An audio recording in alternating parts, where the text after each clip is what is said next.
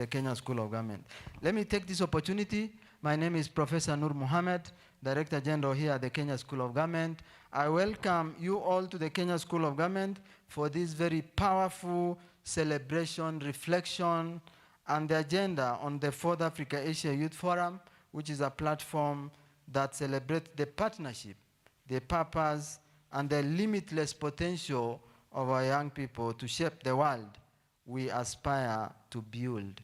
What our young people require is not so much of, them being given that we keep referring to as a handout, but what they require is our support that will ultimately then bring about the change that is required. Because what I've learned over the years is that our people, our young people, are agile, they are competent, they have capacity, they have a vision, they have ability. What they are looking for is an opportunity. Opportunities, but however, for the youth who are seated here this morning, let me tell you that opportunities are both discovered and as well as also created. Don't sit and wait, for even God said, knock, for sure those doors will be open, even only if you knock and if you ask. These wonderful people here will be able to give you all the support that you require. As we already know, this forum connects two continents through a shared aspiration of peace, prosperity, and progress. It reminds us that the challenges we face today are global, but so too are also the opportunities to lead, to innovate, to transform whatever the opportunities that we create for ourselves.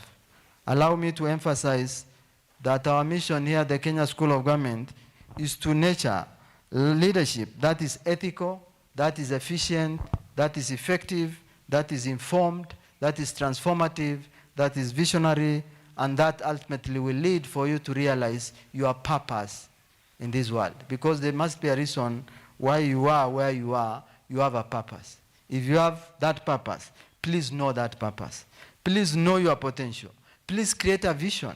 Please then dare to dream. And very importantly, as youth in this country and also wonderful people who are seated here, please locate yourself, empower yourself, envision the future of possibilities, and also, very importantly, run your own race at your own pace because you have that purpose. And therefore then, it is important that you'll be able to appreciate yourself and follow through that.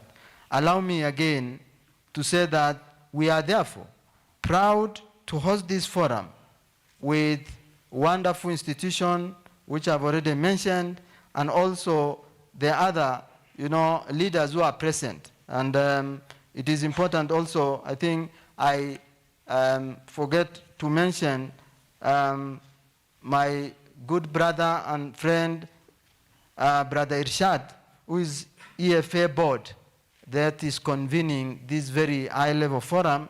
We appreciate you, Chairman. We really celebrate you because you are doing a lot, and please continue doing and continue changing, the landscape that then will give this wonderful, position and responsibility to our sons and daughters who are seated here. So therefore then, we are therefore proud to host this forum with EFA, with OAS Global Foundation Education for Africa, an institution that, like us, they are all deeply committed to empowering youth as drivers of governance, excellence, and sustainable development. To our young leaders who are seated here this morning, this forum is your stage. Use it to exchange ideas, challenge assumption, and craft solutions that will echo beyond these walls.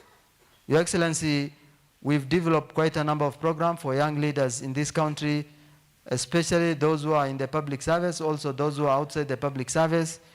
We've also, came up with various innovative programs such as what you call digital public service programs, as well as artificial intelligence. We are in the process of setting up a artificial intelligence laboratory that will give them opportunity for young leaders to develop the Kenyan model that then will be able to transform this country towards the economic prosperity, transformation of the public service, and realization of the government agenda, that is the bottom-up economic transformation agenda. So we are in the process of setting up what we refer to as artificial intelligence laboratory that then will give power to the young people who are innovative and creative, and especially those of us who are in arid and semi-arid, those who are marginalized, those who have not been given an opportunity. Yes, they have a power to bring about the change that is required, especially some of us who are in a very remote area. Your Excellency, we are in the process of coming up, actually, with a program called Under the Tree Series program, the program that will reach the unreached and will be able to also empower those people who are marginalized and they might not be in a position to access such a forum today. And there are many, and we know them. They are in the villages, and we want to reach them. That is why yesterday, in one of the forums attended by one of our cabinet secretary, I requested for a van or for, a bus mounted with equipment that then can be able to access our remote areas and the villages for our young boys and girls who cannot be able to access such a facility to be given that opportunity. And that is why I'm saying, use it to exchange ideas, challenge assumption, and craft solution that will echo beyond these walls. The conversation you hold here have the power, and His Excellency Ambassador is seated here, and CECs are seated here, the CEOs are seated here. Then the decision that you make has a power to influence the policy, inspire the communities, and redefine what leadership means for the new generation to come. As we open this important gathering, I invite all of us, partners, leaders, young leaders, and all of us here to engage with courage, creativity. Let us all inspire these young leaders so that they will be able to realize it is the opportune moment. Let them locate themselves. Let them know that they have a potential. Let them release themselves. Let them know that they have a purpose in this room. And please give them that permission. Let this not be just a moment of dialogue, but the beginning of a lasting movement of collaboration between the Africa and the Asia. Once again, Your Excellency, on behalf of the Kenya School of Government, I extend our warmest welcome and the best wishes for a successful and inspiring forum. From our end, once again, I want to take this opportunity to wish you well. Let us reflect, let us discuss, let us get one or two things that is required of us so that then we go back and implement. From us at the Kenya School of Government, congratulations to the conveners of this wonderful reflection. To His Excellency, once again, we want to say thank you so much from the bottom of our heart. Please continue doing what you are doing. Please continue impacting Kenyan youth. Please continue impacting the public service. And please continue impacting the world as you always do. Congratulations and thank you so much. May God bless you all. Thank you and most welcome to Kenya School of Government once again. Thank you so much, Mr. Professor Nur Mohammed. Now we'd like to call on stage Mr. Kamala Abdallah, the Executive Director of OES Global Foundation and the convener of the Africa-Asia Youth Forum. Karibu sana.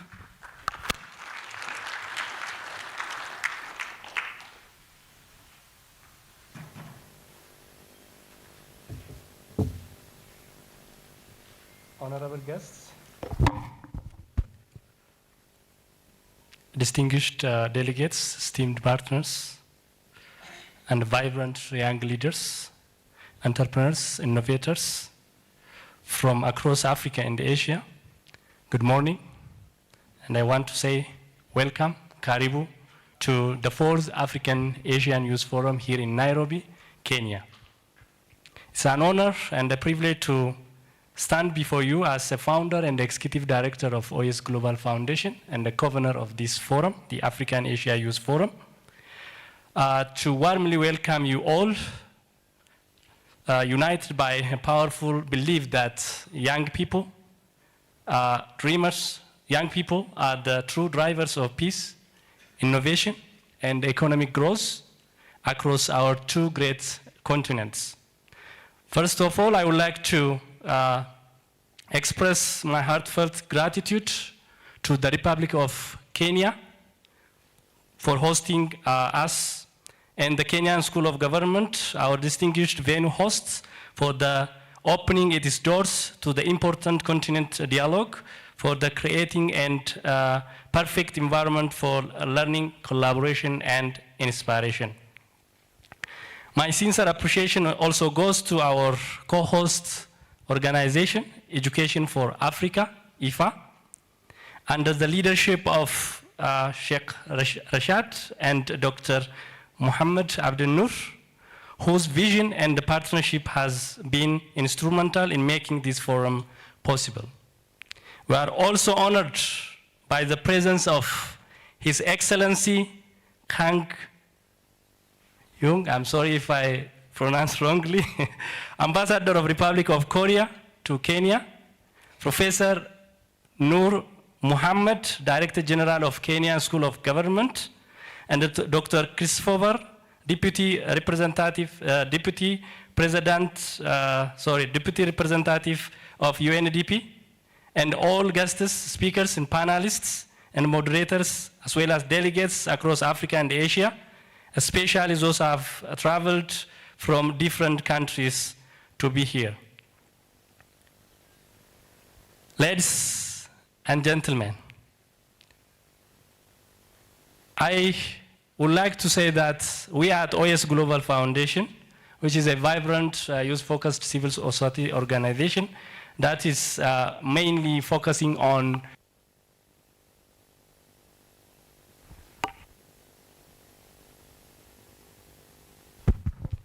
the youth empowerment and development. We believe that these young people are not the leaders of today, but they are not the leaders of tomorrow, but they are also the leaders of tomorrow. From our first and the second forum held in Addis Ababa to the last held in Jakarta, the Africa and Asia Youth Forum has built a bridge across continents, turning dialogue into collaboration and ideas to impact. Today here in Nairobi, we continue that journey, calling for stronger partnership, deeper collaboration, and meaningful youth participation in shaping our shared future. This year, the theme, Youth as Drivers of Peace, Innovation, and Economic Growth in Africa and Asia, reflects both the spirit and the responsibility of our generation. Peace, innovation, and inclusive economic growth are inseparable pillars of sustainable progress. Without peace, innovation cannot thrive. Without innovation, growth cannot be sustained. Without inclusive growth, peace cannot endure. Together, these forums form the foundation of resilient societies where young people are not only participants but pioneers of the information. Each session of this forum aims to generate actionable, practical solutions to advance youth empowerment and development. Distinguished guests, ladies and gentlemen, as we begin, let us embrace three powerful words: connect, collaborate, and impact, which is the motto of our forum. Connect across borders and disciplines, collaborate to turn challenges into opportunities, impact lives through bold collective actions. Let us strengthen partnership among governments, developmental partners, academicians, civil society organizations, and among young people themselves to build a future defined by peace, creativity, and shared prosperity. To all young leaders, entrepreneurs, and innovators here, you are, as I said, you are the leader of tomorrow as well as today. You are also change makers of today. Your voice matters, your dreams are vital, and your actions are transform nations.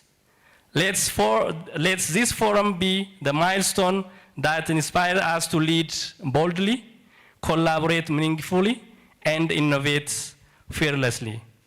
Once again, welcome to the 4th African Asian Youth Forum here in Nairobi, Kenya, and the land of opportunity and partnership.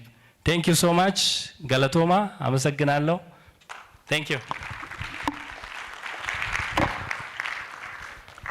Thank you so much, Mr. Kamala. I just want to say that we have 226 participants today from the continent. Congratulations. And this is a very big record, so the AAYF Forum is indeed a success. So I'd like to now introduce Dr. Mohamed Abdenour, the Executive Director of the Education for Africa, EFA, and also a lecturer at the United Nations University for Peace. Karibu sana, Daktari. Thank you so much. Ambassador Professor Noura, the Director General, all distinguished guests, ladies and gentlemen, good morning. It gives us great pleasure to have you here. A number of countries within the continent and the 2 continents are represented. We have Kenya, Comoros, Nigeria, Uganda, Tanzania, Ethiopia, Chad, Nepal, Korea, Eritrea, Congo, Burundi, Sudan, South Sudan, Egypt, Turkey, and Rwanda.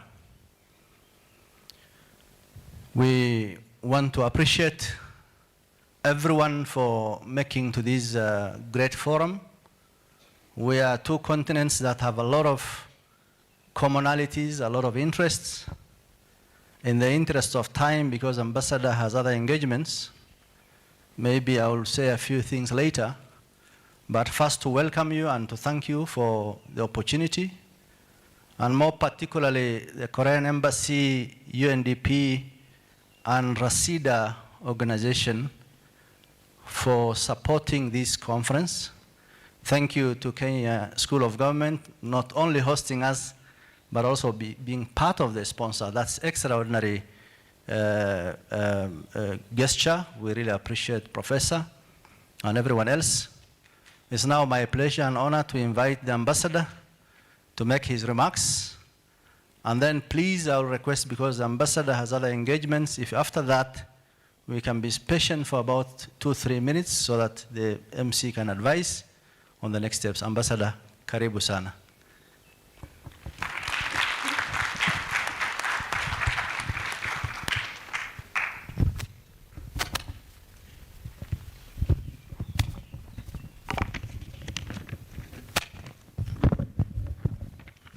Distinguished guests, ladies and gentlemen, good morning.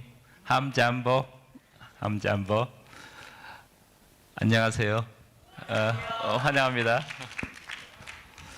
On behalf of Republic of Korea, I'd like to extend my sincere congratulations on the occasion of the 4th Africa-Asia Youth Forum 2025. It is my great pleasure and honors to attend this meaningful event with you today.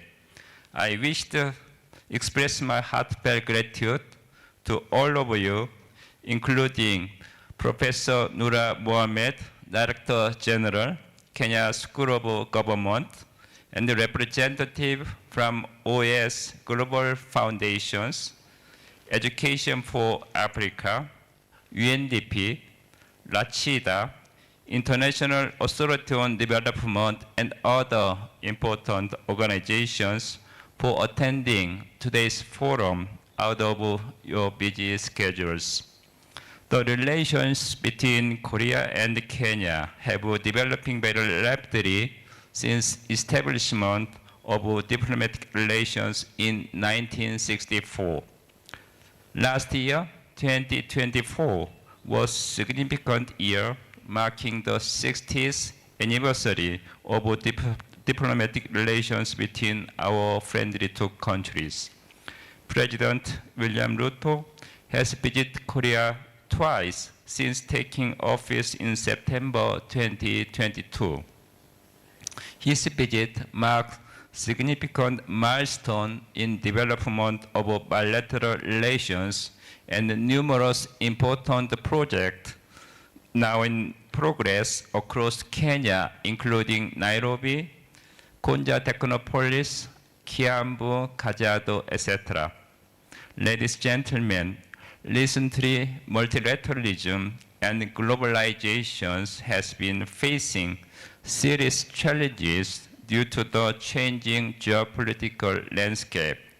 Solidarity and cooperation among nations are more important than ever in promoting world peace, fostering prosperities, and resolving global issues. As a responsible member of international community, Korea is actively responding to global issues such as climate changes, nuclear non-proliferations, human rights, and AI governance.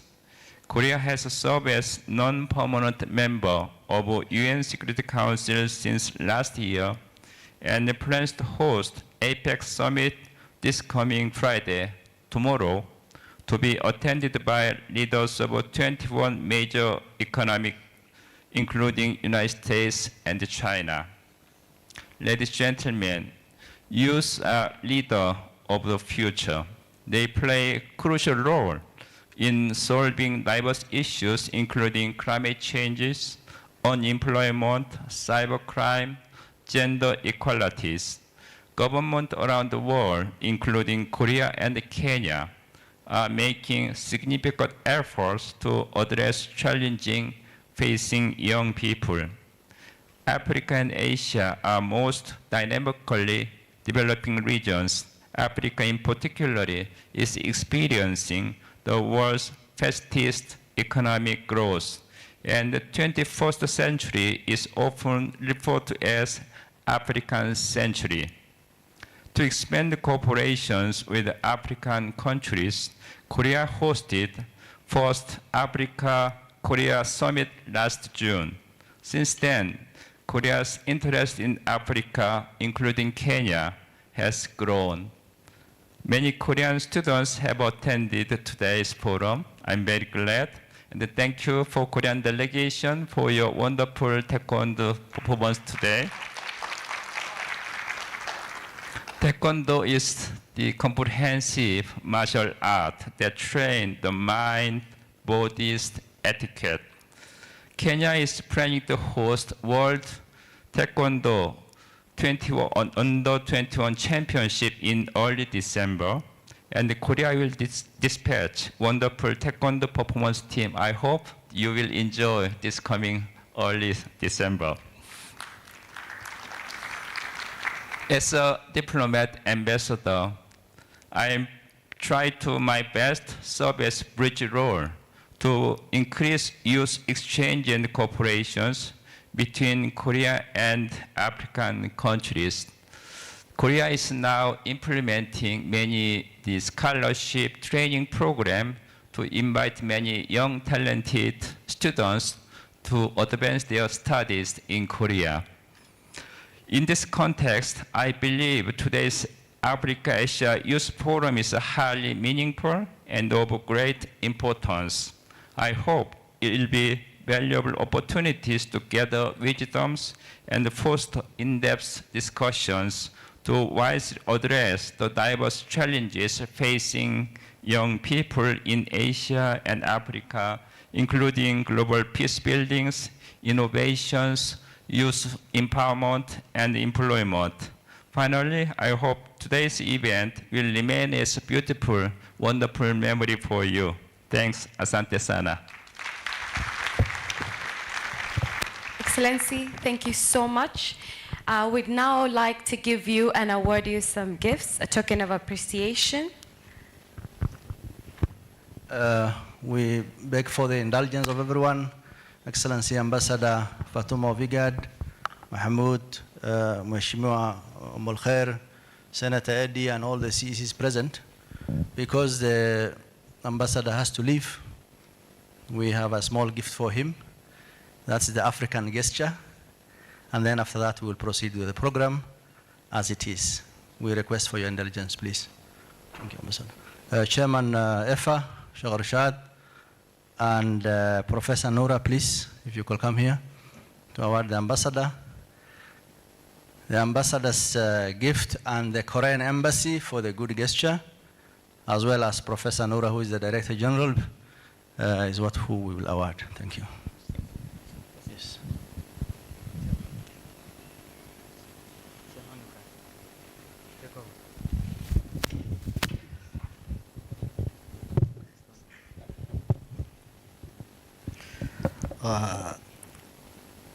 Okay.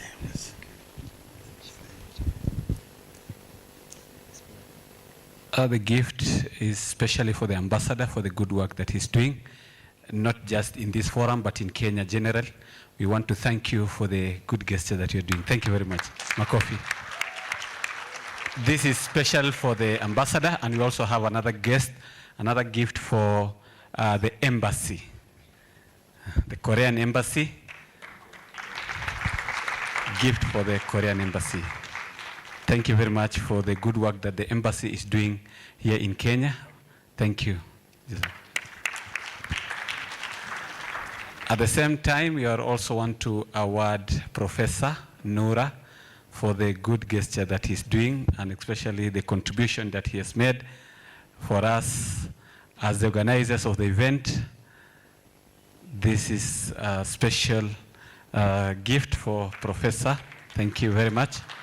May God bless you for the good gesture that you're doing. Asante sana, Professor.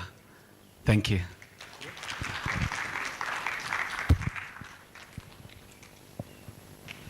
So now His Excellency Ambassador will be leaving. And because of this, we wanted, if we could have a photo shoot. So everybody, you could stand up and we'll be going outside for a photo shoot. His Excellency Ambassador, you can lead the way.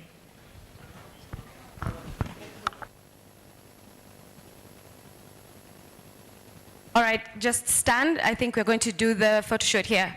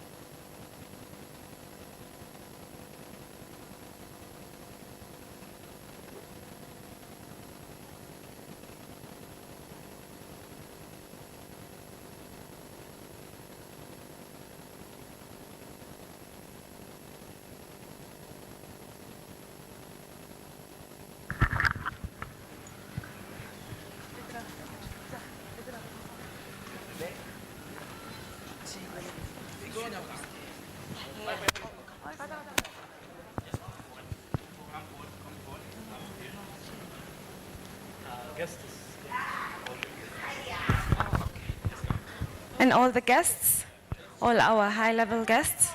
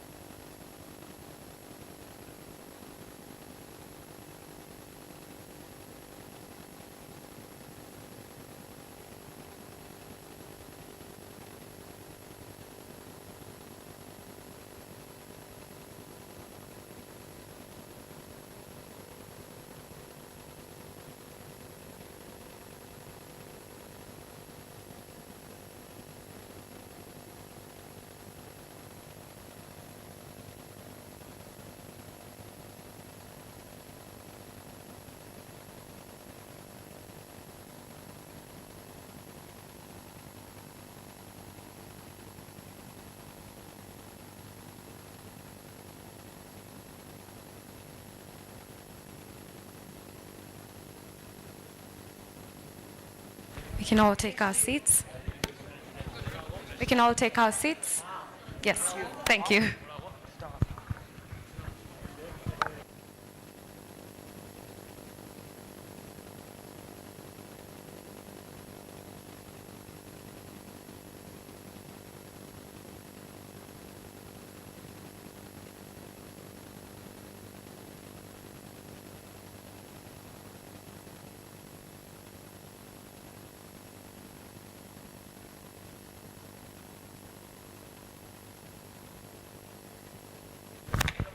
Thank you so much. We now want to move to the next phase of the program, where we're going to be giving keynote addresses from our high-level panelists. And I'd like to introduce one of our own, a member of parliament in the Kenyan government, Honorable Ume Elher Harun, the nominated member of parliament in Kenya. Karibu sana. Asante sana.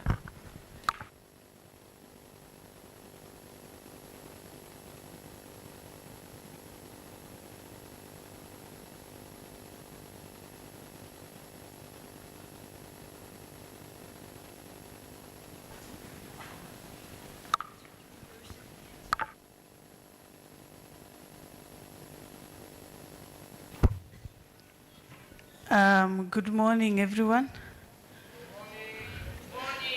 Assalamu alaikum.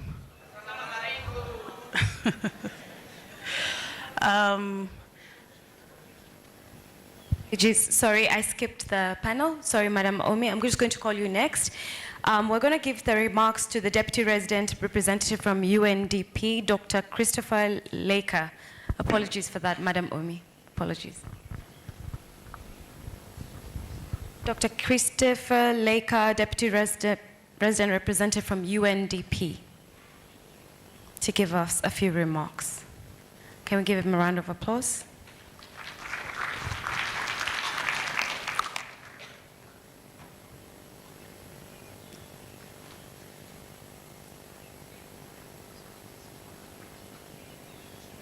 I'm not sure if you can hear me. Good morning, Madam Master of Ceremonies. Can hear you very Good morning. well. Go ahead. Good morning from Mogadishu. It's a privilege, and I feel honored to join you at the opening of the 4th Africa-Asia Youth Forum. I believe the ambassador may have already left, but still, I want to acknowledge him, the ambassador of the Republic of Korea. I want to acknowledge Professor Mohammed, the Director General of the Kenya School of Government, Mr. Kemal Abdallah, Executive Director, OES Foundation, and Dr. Abdi Noor, the Executive Director, Education for Africa, basically the conveners of this important forum. Thank you for inviting UNDP to participate in this. And I also take this opportunity to acknowledge the members of parliament, the CEOs who are gathered here in the meeting today. Your presence means a lot to this forum and to the youth who are gathered here before us. So it's indeed a privilege for us as UNDP to be participating in this important platform, and we do so today with one shared conviction that the future of our continents, Africa and Asia, will be shaped by the power, the talent, the imagination, and the drive of our young people. Africa and Asia together host the largest youth population in the world, over 1.8 billion young women and men. This is not merely a statistic, it is a historic opportunity. And if we invest in these young people with skills, voice, space, and resources, they can drive peace, prosperity, and climate resilience on a scale we have never seen before. And if we fail to do so, the cost of inaction will be irreparably high, leading to instability, exclusion, and lost potential. And I take this opportunity to congratulate the 226 participants from all over the world who have joined this forum today. Nowhere is this truer in Somalia, one one of the youngest nations in the world, where more than 75% of the population is under 30 years of age. And yet, despite the circumstances, their circumstances marked by conflict, climate fragility, and limited economic opportunities, Somali youth are refusing to be defined by the challenges around them. They're choosing innovation over despair and hope over fear. Ladies and gentlemen, let me share briefly, very briefly, in 1 minute, a story of a young lady called Najmo Khalif Mohammed, a young Somali delegate who traveled to join COP28 for the first time through the Somalia Youth Climate Platform, supported by UNDP and the Ministry of Youth and Sports and the Ministry of Environment and Climate Change in Somalia. She returned home with many, many memories, but more importantly, with a lot of momentum. With a small grant, she mobilized students, planted trees, and launched a climate awareness campaign in several schools in the country. Her voice today echoes far beyond her community, and she is a reminder that when we trust young people, they transform that trust into impact. And I'm glad that we are joined today by the director of the Youth Hub in the Ministry of Youth and Sports in Mogadishu, who is participating and attending this on behalf of the government of Somalia.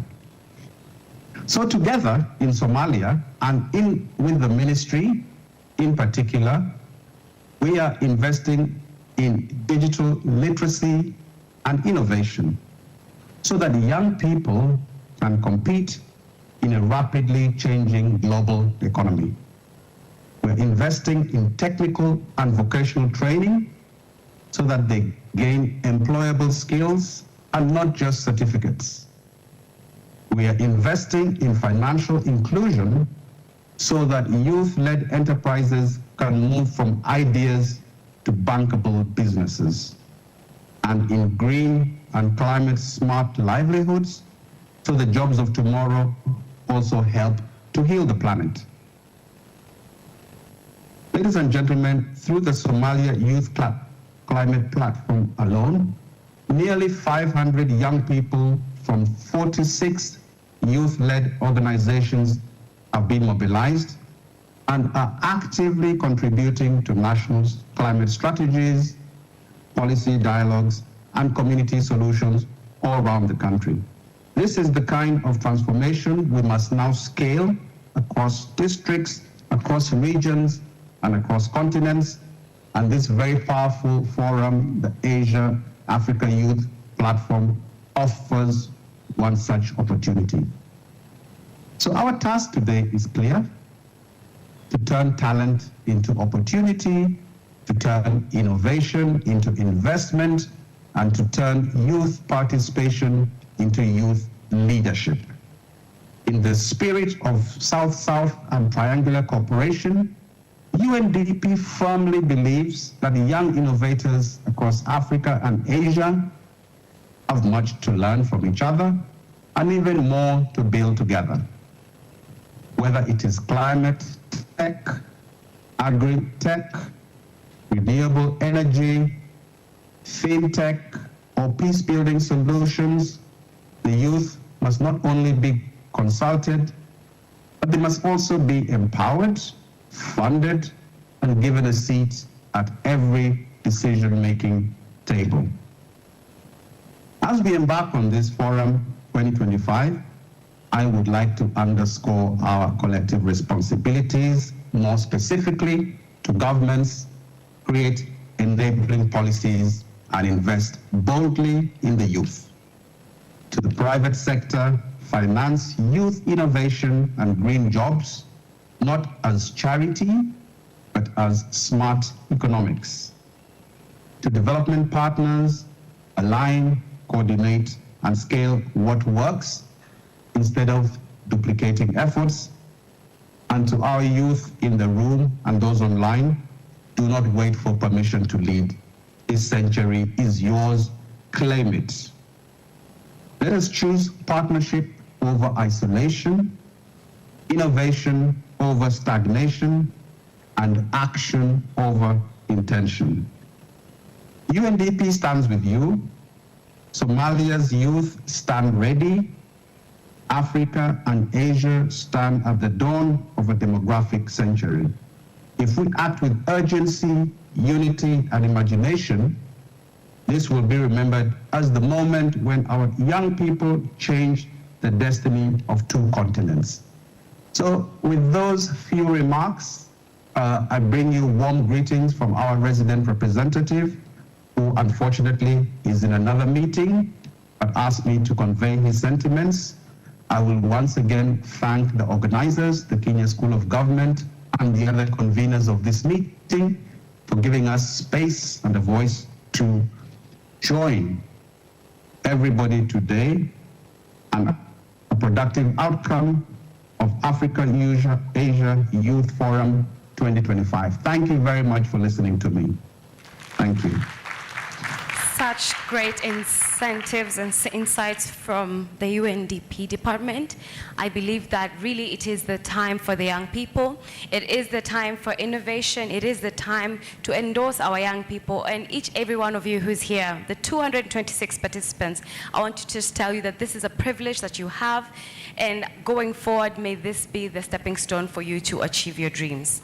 Now, I would like to say thank you so much to our UNDP representative.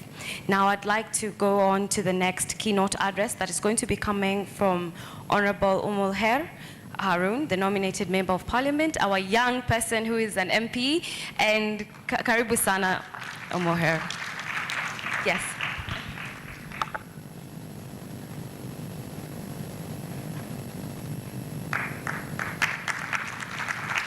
Let's give her a round of applause.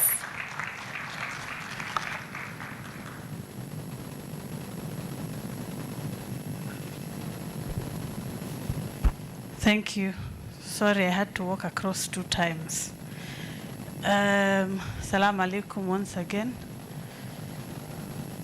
My name is Umi Harun, a Member of Parliament representing the youth, and I come from Garissa County. And I'm here by the invitation of he's also my fatherly figure and my mentor, Mr. Abdinur. Thank you for having me. To the OES organization and the Education for Africa group, the Korean Embassy, the dignitaries in the room, the participants, all protocols observed. I am very honored to be able to be amongst you today. This is a privilege considering it's a program organized by the youth and for the youth. Essentially, Kenya is a youthful country with 70% of the population being young. And it's a progress that we are making. We are no longer, I think, a small income country.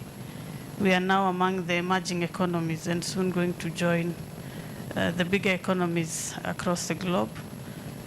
And it's among the most progressive countries within the African continent. So as we sit here as a Kenyan youth, we are very proud of the good things that we have in our country. Of course, we are still sweeping the room, so we have our own internal advocacy and democracy issues that we are making. It's a progress also because if you look at where we were before the multipartism, and when Kenya only had the one-party state, we had very many young people who came up to fight for our democracies, and among them is the late Prime Minister. And we honor him today in absentia, and we benefit continuously from the great work that he's done. And a lot of young people in this country have gone through his hands, and we look up to the many other activists that are amongst us for me as a member of parliament, I really like to absorb the voices of young people, because before I transitioned to politics, I was a very senior activist, and I would actually hold governments to account until I realized how tough it is from the inside. So I want to just encourage every young member here. Our voices matter, whether we lobby from the inside, whether we lobby from the outside at the grassroots levels. Our voices matter, and eventually someone is watching and someone will hear. So such programs is where we come to network and brainstorm and bring our efforts together. So I don't want to give a speech, but I just want to genuinely encourage our young people that, you know, all these leaders present today will not be with us or will not be sitting in those leadership capacities. It is us, the young people, and the ones coming behind who will be able to take our country forward. And Africa being a borderless continent, because I believe in Pan-Africanism, our influences across is what will factor in us having a great continent and a great Africa. So we must believe and be proud of our heritage as Africans and as Kenyans. I just want to thank everybody who's come here, and a big shout out to the organizers, because I see the interpreters in the room, and I'm one of the big proponents on deaf inclusion. It's one of the bills that I'm actually sponsoring in the House, which is currently now coming up for its second amendment and then third reading before it becomes a law. The bill essentially is to ensure that we acknowledge the 3 languages that we have, which is English, Swahili, and sign language in the Constitution. And we have a percentage of at least 5% of our population being deaf. Imagine, that's around 2.5 million Kenyans. So we must be able to include them in all our conversations. So I take note of that, and I really appreciate that we're able to factor in all kinds of groups amongst us. Thank you so much. I did not prepare a speech. I just wanted to encourage one another. And being a nomadic person as well, I just want to share that we are no longer marginalized. I think that's a tag that we must drop. With all the opportunities that we have within devolution, the responsibilities lie squarely on our shoulders. And that's why we must be deliberate on everything that we do, from policies to advocacy to engagement. Thank you so much, and I don't have much to say.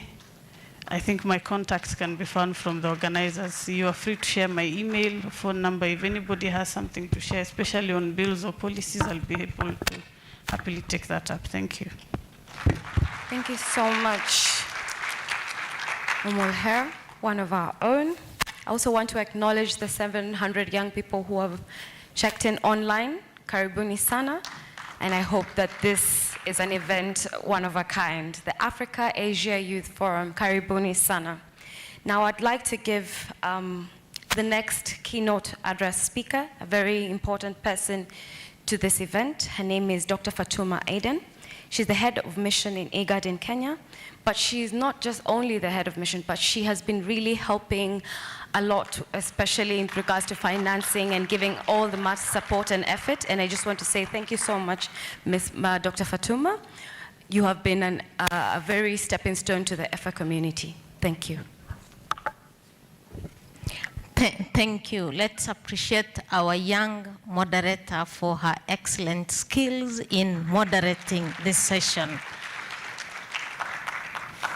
Thank you, and congratulations for the great work that you're doing and the example that you're giving to the young people in providing that small leadership. I don't think it's small, but for that leadership.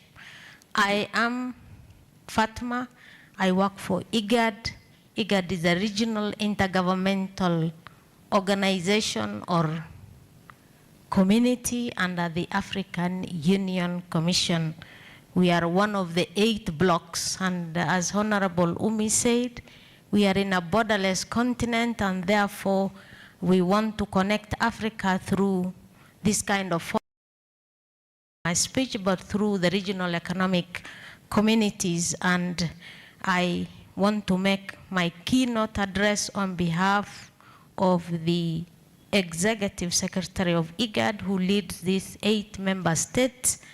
And on that, I want to recognize our guest speaker who's just left us, Excellency Ambassador Kang Yong-Shing, the national and the county leadership present with us, Professor Noura, the leadership of the OES Global Foundation and the Education for Africa. Thank you, Dr.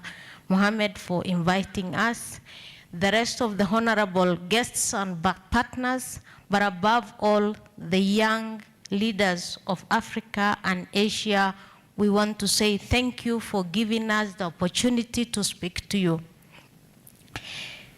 I am delivering the speech of His Excellency, and who was actually supposed to be here but, to represent the institution, but as his representative, I want to speak on behalf of him, and he extends his warm greetings and wishes us all the best, the Africa and Asia Youth Forum. And it is therefore a privilege to join you on this 4th African Asia Youth Forum, and the theme, Youth as Drivers of Peace, Innovation, Economic Growth in Africa and Asia. And on behalf of IGAD, we again extend our appreciation for having us. In particular, the Kenya School of Government and Professor Noura, I don't know if he's with us, who has stood with the continent, but also the region of IGAD, the 8 member states of IGAD. Kenya School of Government is hosting the IGAD Young Leadership Academy in their campus in Mombasa, and therefore we want to say thank you for driving the leadership of IGAD from the bottom. Today's forum brings together 2 great continents, which is connected by history, trade, culture, and increasingly by technology, as you've heard from the previous speakers, and shared challenges. It is also a forum that centers those who hold the greatest stake in the future, our young people. In the IGAD region and across Africa and Asia, young people are more than a demographic. And you know, the youth bulge, all this, they are more than those numbers. They are a dynamic force that is shaping markets, it is reshaping public life and reimagining what is possible in our communities. Allow me, distinguished leaders and young people, to frame my remarks amongst around 3 key pillars that mirror our theme, that is peace, innovation, and inclusive growth, and to anchor this in the work that IGAD as a regional economic bloc is doing across the member states. One, we all heard that youth as drivers of peace, and I want to reiterate what the previous speakers have said. In our region, young people are often the first to be affected by conflict and the last to be consulted about the decisions. That must change, and I know you will all agree with me. Sustainable peace is not negotiated for youth, it is built with the youth. We see inspiring examples, youth-led mediation platforms in border communities where I also come from, digital early warning networks reporting tensions before they escalate, but also volunteers responding and supporting the displaced families. IGAD is institutionalizing this approach. Through the IGAD Youth Peace and Security Strategy, the Youth Forum for Peace, we are strengthening youth engagement in conflict prevention, mediation, and peace building. We as IGAD, together with our member states, are equipping young leaders with the skills, mediation, negotiation, but also peace advocacy, and through innovation, grants supported by our partners, particularly the government of Japan, we are funding women and youth-led initiatives that deliver inclusive peace security solution for national and regional impact. Our commitment as government is clear. We want to expand platforms so that young women and men move from the margins to the peace tables and from project to policy influence. Youth as drivers of innovation. Our main challenge, including climate shocks, food insecurity, public health risks, and violent extremism, are complex, but we also agree that these complexities are connected. Therefore, we demand adaptive solutions that are locally led by our young people and our institutions. And you've heard what Professor Noura said, that they're putting up a lab for young people within the framework of artificial intelligence. Across Africa, distinguished ladies and gentlemen, and Asia, young innovators are building agri-tech tools that reduce post-harvest loss, find tech solutions that bring credit to the informal sector, and climate-smart services that help farmers anticipate floods and drought. These are developing AI-enabled translations. We also have young people helping us on telehealth or telemedicine and education tools that bridge linguistic and demographic divide amongst our communities, amongst our countries, and within the continent. IGAD, again, is working with partners to strengthen innovation ecosystem, adopting open data and interoperability. We're also working on research exchange, ethical AI adoption that safeguards rights and privacy, because we need to work on data protection and security, but also privacy, and we have a strategy for the entire region. Through our health and social development, science and technology programs, IGAD is convening regional networks that connect researchers, particularly the young people, startups, and policymakers that prototype becomes policies, but also the pilot projects that we give to our young people becomes platforms for development and change. We all agree that the youth are the drivers of inclusive growth. That growth without inclusion is an instability deferred. And I think this is what is happening in Kenya, but also across the continent. When young people are locked out of jobs, capital, and decision-making processes, the entire economy pays for it. And in Kenya, I don't want to dwell on this. The opportunity is clear. We must connect skills to real markets. We must connect small enterprises to finance, and we must connect cross-border value chain in agriculture, creative industries, digital services, and green jobs for our young people. IGAD focuses on trade facilitation, and we have the protocol on free movement of persons. We have the protocol on transhumans that facilitate this.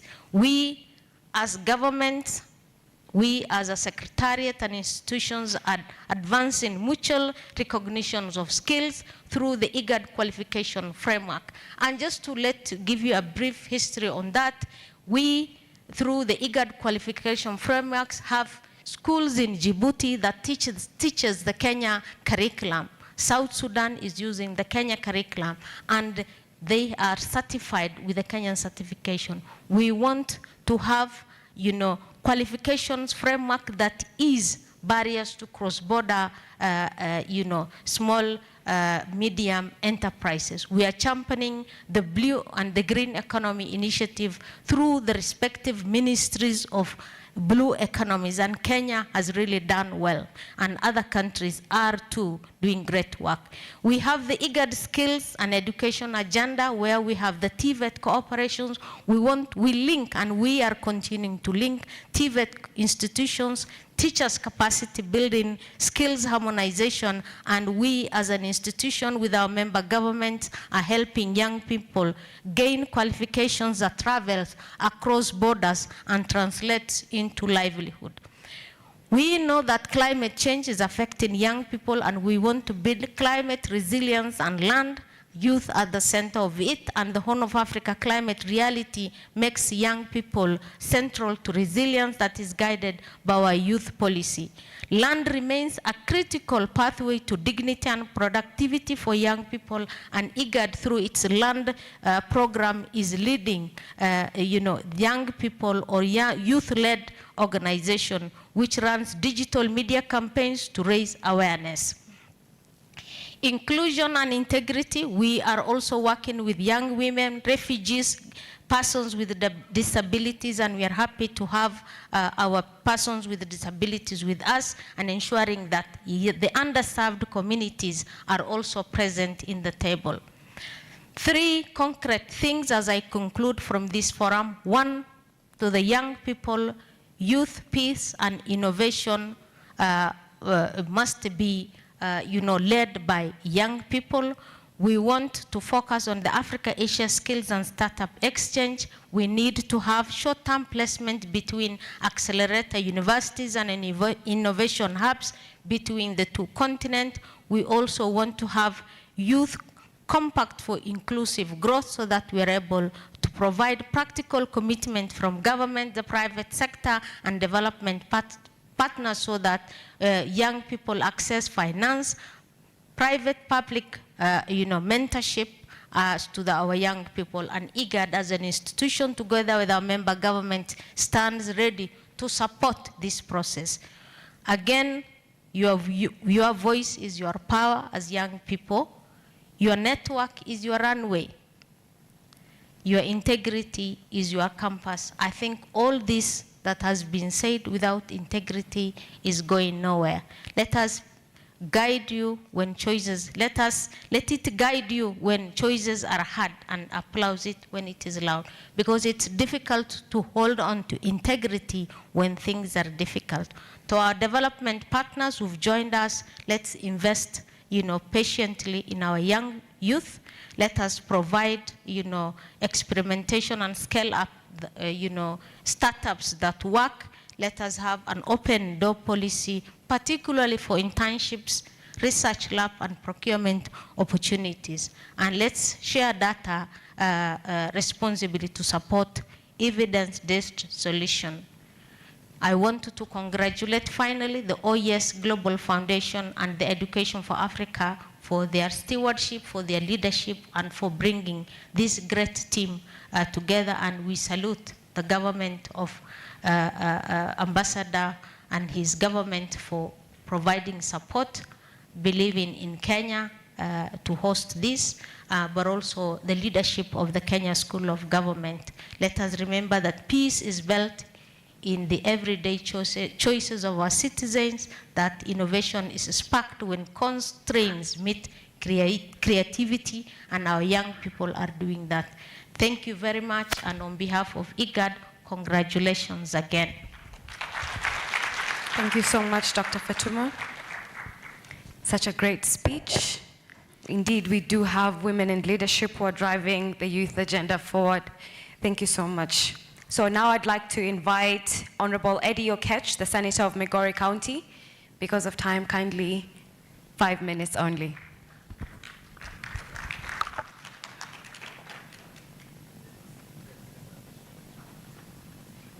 Okay. He seems to have stepped out, so let's go to Mr. Mohamud Duale, the CEO of Rural Agency for Community Development and Assistant for Rakida. Karibu sana.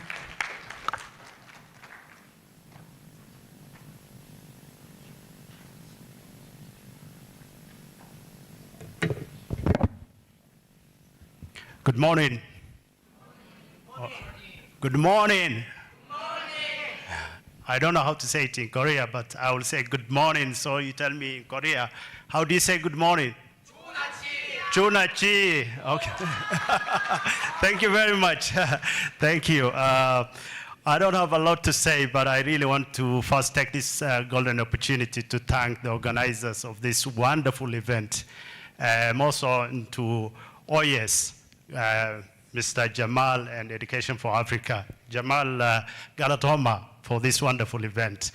First and foremost, I would like to honor this opportunity and to say that youth are the most important assets we have in this continent. And being, the change makers of today and the leaders of tomorrow. Many times people say, youth are the leaders of tomorrow, but I will say you are the leaders of today and the change makers of today, and at the same time, you are the leaders for tomorrow. As we gather here today, in a world where we're facing a lot of unprecedented challenges, I want to talk more on the force and the drive that youth are doing in our continent. I have seen, the roles young people do play in many parts in transforming societies. I firmly believe in the architects and the potential youth have in transforming economics in many continents, in Africa and also in Asia. Africa and Asia are the home of the largest youth populations in the world. And this is demographic dividends gives us, a potential opportunity in both continents in terms of energy, creativity, and adaptability that you possess to lead innovative solutions to pressing economic challenges as we face, and from unemployment to sustainable development. Entrepreneurship, young people are the natural innovators. You have the abilities to see problems from fresh perspective and create business and address local needs, whether in the technology, agriculture, renewable energy, climate change, humanitarian work. You have all the potentials to access to see growth and empowering young people in innovative through access to educations, mentorship, funding that can lead to job creations and increase economic productivity. Secondly, educations and all skills in development are vital. As economics of future depends on the skills, and many of our current educational systems are not providing youth must engage in long life learnings and acquire skills that embrace the digital revolutions. Government and organizations and private sectors must invest in programs that equips youth with the skills and the necessary for involving jobs market, particularly in technology and sustainable problems. Additionally, as you have the powers to advocate for changes, you are the voices of your communities. I come from the humanitarian work and development work, and I know youth are always the first respondent when it comes to crisis, when we have challenges at the communities.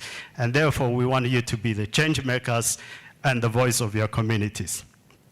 Therefore, the government must have youth-centered or youth priority-centric initiatives. Your insights can lead to policies, create inclusive economic and environmental, especially in marginalized groups. Furthermore, let us not forget the importance of collaboration. Partnership between youth, government, and private sectors are crucial. By working together, we can create an ecosystem that supports economic growth, synergy between youth and elder people, and businesses can lead to innovative solutions and drive sustainable development. Lastly, I urge you to embrace challenges, particularly on climate change issues, and leaders in the light of environmental sustainability. You have the opportunities to create green economics that not only protects our planet, but also generates jobs and promote economic resilience in Africa and Asia. Youth-led initiatives are in renewable energy and sustainable agriculture, conservations, and pave the way for brighter futures. In closing, I want to remind you, you hold the key to economic opportunities in Africa and Asia. Embrace your potential, harness your energy, and remember that together you can build a thriving future. I would like to say thank you very much, but before I close, I know a lot of youth, particularly in Africa. In where I come from, we are facing a lot of youth migrations out of Africa to Europe. And this is a big crisis that we are really facing as a continent. But one thing I know is we have more opportunities and more employment opportunities here in Africa if we only harness and make your voices heard by your right bearers, duty bearers. You are the agent of changes, and I believe with your voices, with your potential to influence government policy, you can create an opportunity here in Africa. I know a lot of young people have really migrated to Africa, from Africa to Europe, but they're still coming back.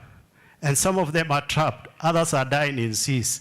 I will urge our young people to really work hard, advocate, and make your duty bearers to influence policies so we have more opportunities here in Africa. Thank you very much, and have a wonderful event. Wow, such great remarks from Mr. Mahmoud Wale. Indeed, the future is Africa, and we are the ones to actually change this future. And we're the ones to develop and to say, what is it that the young people want? What are our needs and what are our wants? Now, I'd like to recognize the EFA Board Director, Mr. Daniel Ngari, who is the Youth Director for Nairobi County. Karibu sana.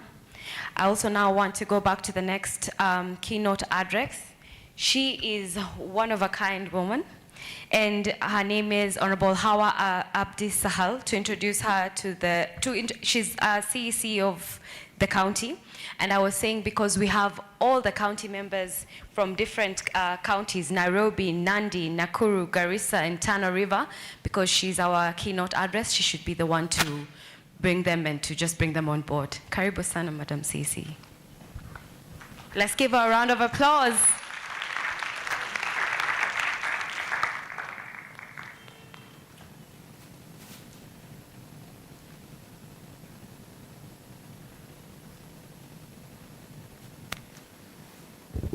Bismillah. Assalamu alaikum. Good morning. Good morning. My name is Hawa Abdi Sahal. I'm the County Executive Committee member for Gender, Culture, Youth and Sports, Garissa County.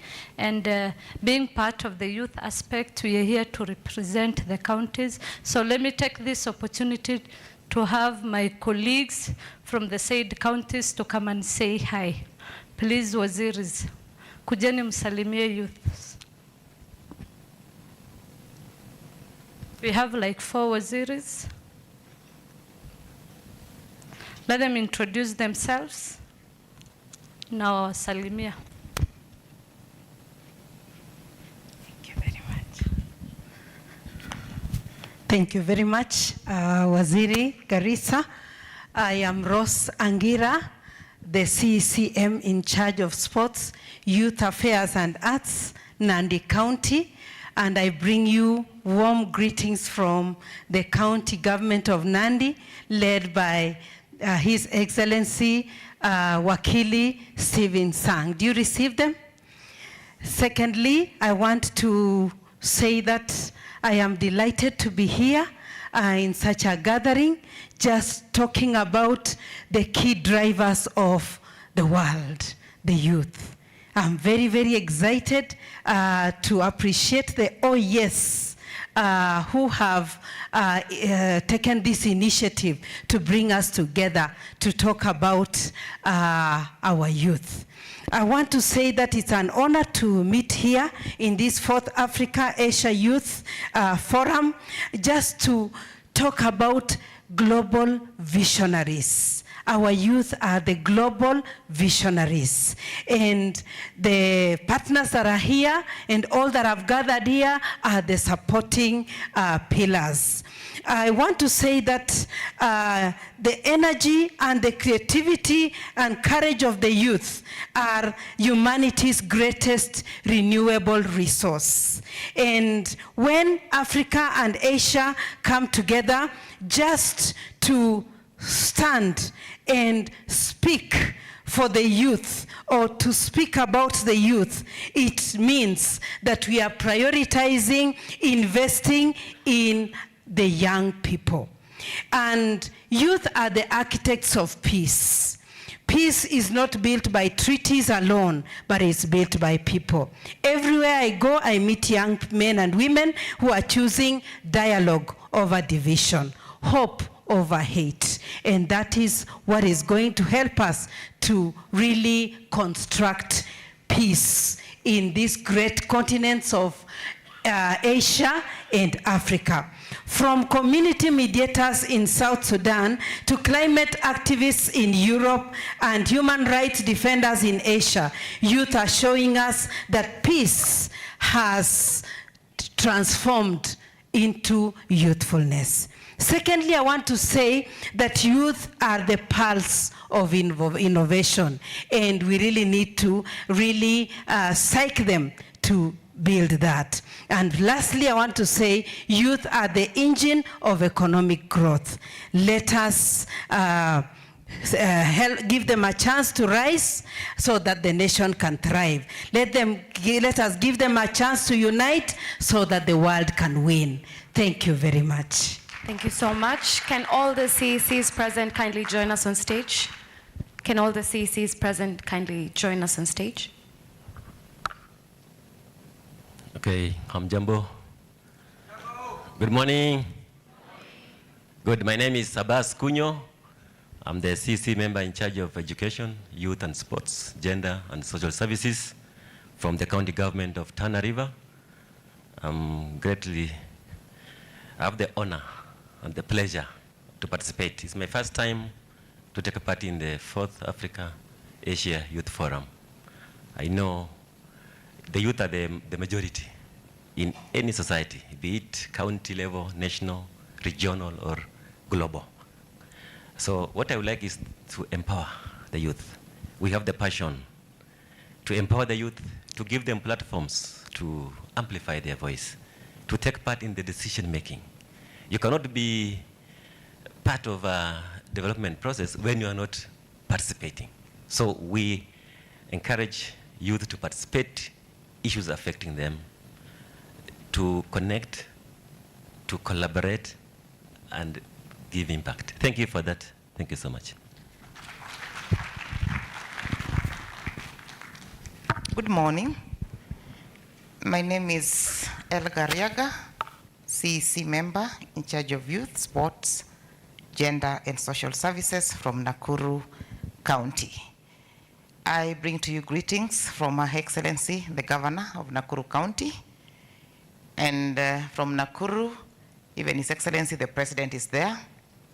And I was sent here to come and represent the Governor being in charge of youth. Now, it's not time for speech, but I just want to say this. The youth agenda has graduated from being a topic, it went to being a curriculum, and in the next few years to come, I think it's going to be a whole degree course. I say this because the youth are innovative. They have robust energy. We keep on saying that they need to be in the space to be given time and opportunity to showcase their talent. But I'm asking the world, where is that space? Because it's the world to give the youth the space. So as they do their innovations, they have brilliant ideas, then I think it is us to give them an opportunity, to give them space to create their industries, to give them space to manage the innovations that they're putting forth for a better Africa tomorrow. So from my side, for the youth, don't just sit and say, give us space. Some of these things, you can create space. We need to see youth industries running all over the world, and we will learn from you. We need to take cognizance of the fact that the youth are ahead of us. They are very fast. And as leaders who will be leaving for them the mantle, I think we need to slow down and let them go ahead of us. We can learn from them even if we are old. Thank you very much for the organizers of this forum.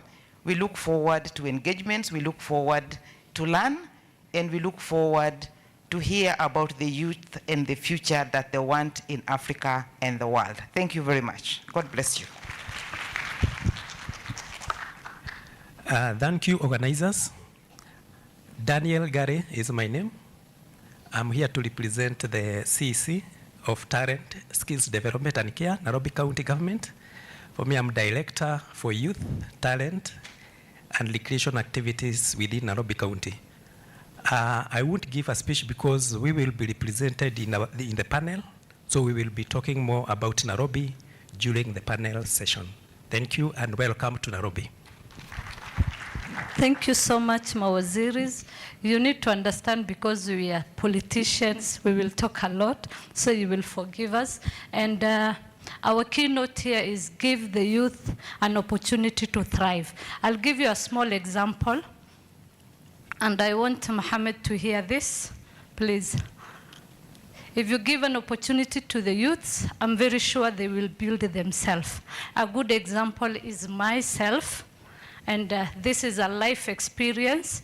When I was 18 years old and I was in college, I took my twin brother for an interview for Kenya Red Cross. And I was not interested for the position, but I wanted my brother to be given a field monitor position. So out of that panel, I met Mohammed, and I was still doing my diploma course. So he asked me, why are you here? And I told him I came because of my brother. I want my brother to be given that position. He said, why don't you try it yourself? And I told him, I don't have documents, I'm still in college. He said, just try the interviews, you may never know. Can you imagine, out of the 94 applicants, I was given the opportunity to be in that organization. Thanks to Mohammed. So if given the opportunity, I'm very sure youths can thrive. If it wasn't for him, I wouldn't be here. I will not build my career. So let's thrive our youths, because they are the backbone of our community. Without youths, there is no country. Salamu alaikum. Thank you so much, Honorable Hawa. She has really made an important remark that actually we should go, at least before we go for break, we should actually take our time to think about these things, because at the end of the day, we are trying to create opportunities for the Africa-Asia opportunity. Now, I'd like to just, before we leave for break, I'd like to recognize the EFA board members who are present. Ishad Ibrahim, who is the chair, Dr. Raj Mahmood, Ms. Mariam Abdallah Ali, MJ Aziza Mohammed, and Mr. Abdikadir Anau. So these are one of the board members of EFA, and they're also part of the people who've been putting this together. And I believe that as we're going forward, I hope each and every one of you is having a good time. So we're about to go for our break, and we want to make it short, just 15 minutes, because we're behind schedule. So we'll have a few tea breaks. I'm sure it's outside. So with that being said, okay, just 1 minute.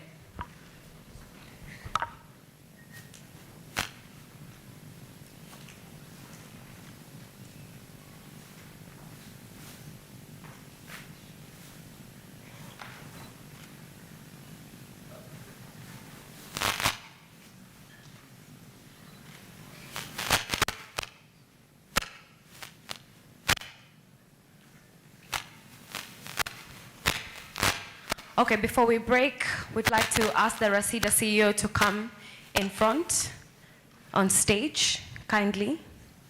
The Rasida CEO. Thank you, Sana. Mr. Mahmoud Douale.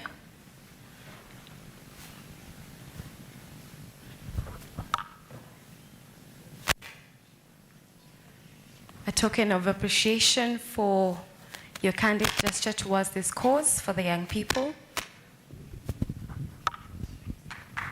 We appreciate both Mr. Mahmoud and Rasida as an organization. They have been part of our sponsors. I walked to his office one morning, and in 5 minutes he said yes to the idea. It's amazing. Thank you, Mahmoud. I also wish to recognize the first secretary to the minister, Prime Minister for Somalia, Mr. Said is also here. We recognize your presence. There are a number of other dignitaries, Mr. Daniel, who is representing the CEC, and a number of people. We all acknowledge your presence, inshallah. We will acknowledge everyone as we proceed. Miss Anoret, who works for a UN, an organization in Uganda, traveled all the way from Mbarara to come here. Mrs. Wangari is here, who works for IRC, now at home. We asked her to come. She traveled all the way from Eldoret and came here at 1 a.m. in the morning. I know a number of you who have such a way. There is a whole delegation from Ethiopia, really, particularly for our Ethiopian friends. They came as a contingent. 13 of them arrived yesterday and said, we want to demonstrate that this thing began in Ethiopia, and we want to show it. So thank you so much, really, for coming.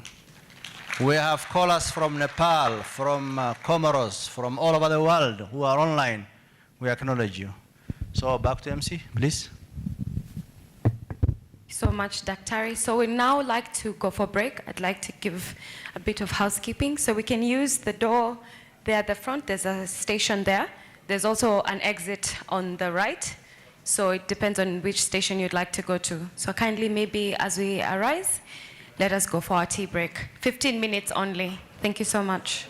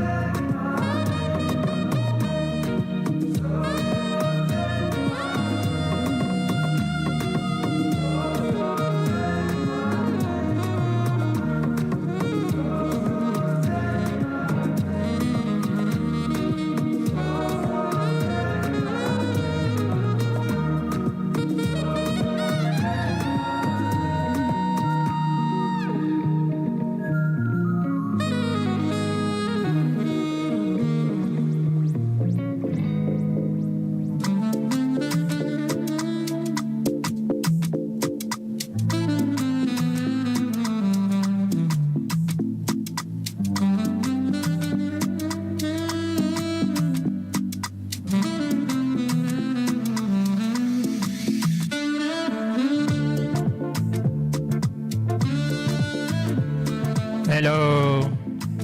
Hello, if you can hear me, please let's come back to the auditorium so that we continue with the program. Tafadhalini sana, if you can hear me, please let's come back to the auditorium so we can continue with the program. Thank you.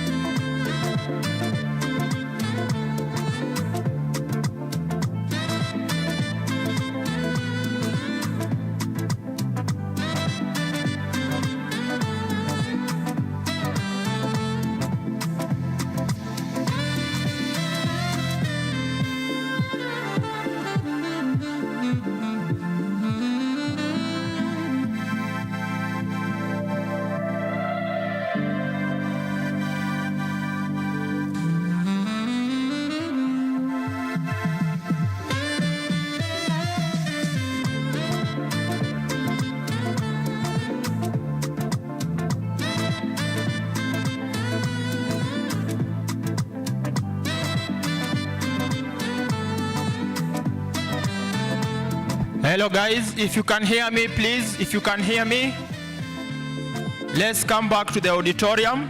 You can continue having your tea in the auditorium so that we finish on time. Let's come back, please. Santeni sana.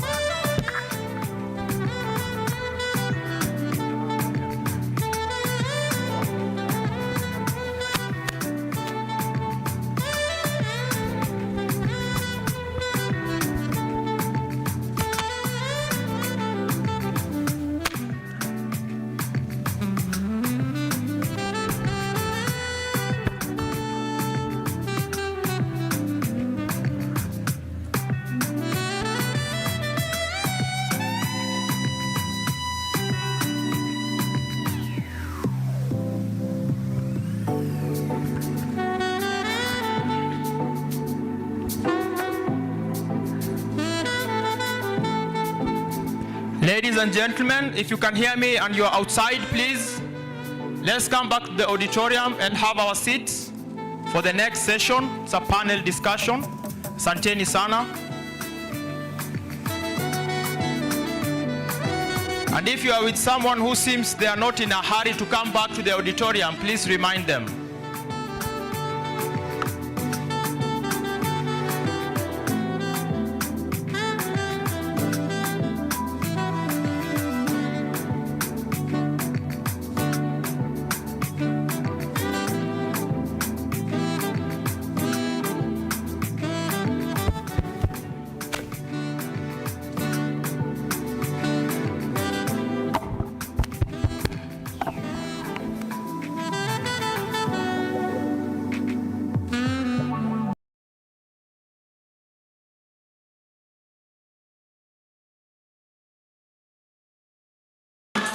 Wageni twawakari, twende.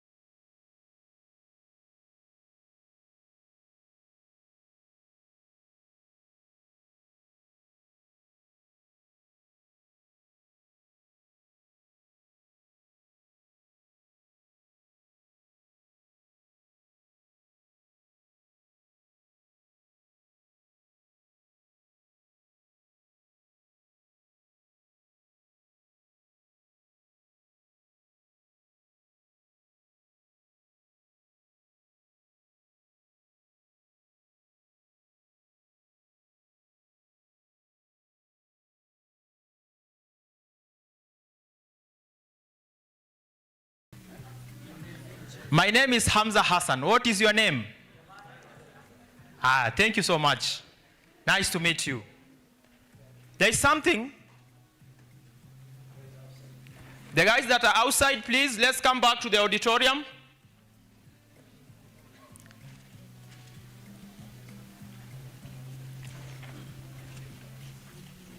During the morning session, one of the speakers, the one from Somalia, Dr. Leka, the one who spoke on screen, he said something that I thought was so profound. He said, this should be remembered as the day when young people changed the destiny of 2 continents. And he added and said, it's time to turn youth participation into youth leadership.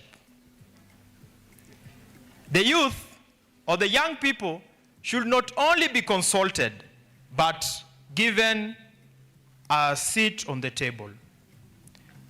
I'm so happy and excited to be inviting the panelists, or the moderator to invite the panelists for our first panel discussion. Because some of them, I know them as young people who are drivers of change. And I'm so happy that we get to meet here. I get to see so many young people from different countries who are driving change. This is our time. You know, they say when we were younger, our teachers will tell us on Monday that the youth are the leaders of tomorrow. And then they come on Thursday and they say tomorrow never comes. So without much ado, I'd like to invite the moderator.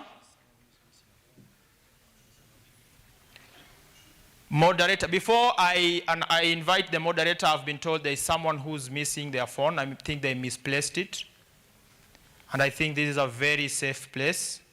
So I think the person who found it just put it in a safer place. But I think the safest place is with the owner. I'm glad some people have a sense of humor. Thank you so much.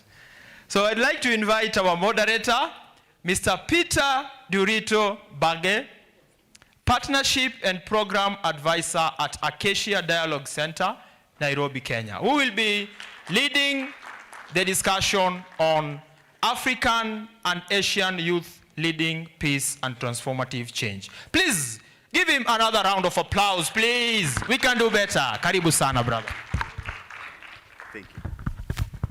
a powerful MC. Thank you very much, bro. My name is Peter Durito. It's a great honor that I'm here today in the AAF, Africa Asia Forum. And I want to take this opportunity to let you know that we have a panel. And this panel will explore the dynamic roles of African Asia youth in peace building and leadership. We'll share about experiences, lessons, and challenges, advancing dialogue, inclusion, and reconciliation. I want to call upon the fellow panelists. Our first panelist is Imran Mohammed. Imran Mohammed is the founder and executive director, International Peace Initiative, and he's an emerging global voice, expertise in peace and security with specialization, diplomacy, and locally led community development. Please, let's welcome Imran Mohammed. Our second panelist is Wainaina Mururi, who is the affairs in Nairobi County, also has coordinated a number of frameworks, policies, and has been at the very center of inclusion for youth and the vulnerable groups. He is passionate about collaboration, innovation, and opportunities to enable youth thrive. Please, let's welcome Wainaina Mururi. The third panelist is Melaku Sebat, co-founder and executive director of Redeem the Generation, has an MBA in leadership, chairperson of the Consortium of Christian Relief, executive member of Ethiopian Civil Society Organization Council, and he works closely at the nexus of youth, civil society, and government. Please welcome Melaku Sebat.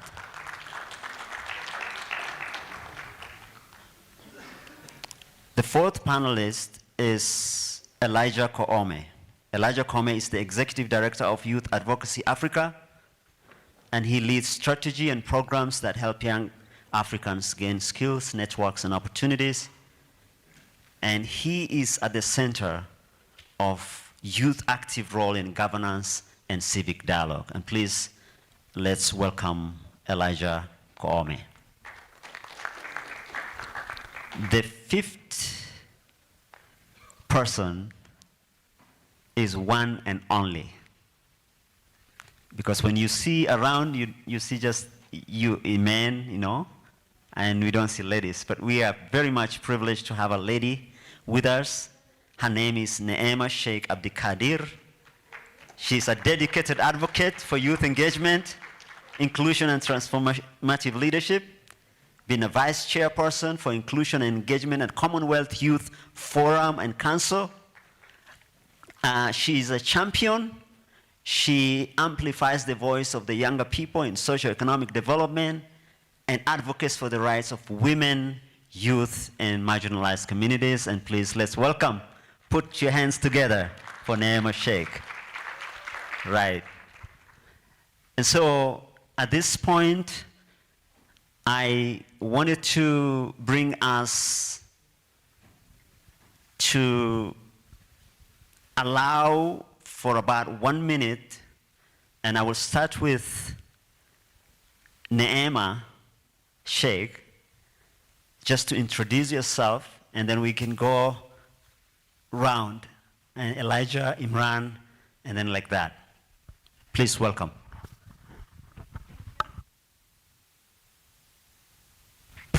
Yeah. Assalamu alaikum. Good morning, or is it good afternoon? The Koreans in the house, annyeonghaseyo. That's just good morning or greetings that I've just learned from, I just Googled a few minutes ago. So my name is Neema Sheikh Abdikadir. Originally from Wajir County. Currently I'm serving as the vice chairperson for the Commonwealth Youth Council. The 56 countries in the Commonwealth Youth Council we represent about 1.5 billion young people. So thank you very much, and I'm happy to be here. Good morning, everyone. My name is Elijah Kome. I come from Meru County. Currently, I serve as Executive Director for Youth Advocacy Africa. We focus on civic education, governance, and human rights. I'm really happy to be here this morning, and I thank OES Foundation and the Education for Africa. You guys have done something really amazing here today, and I'm glad to be part of it. Thank you.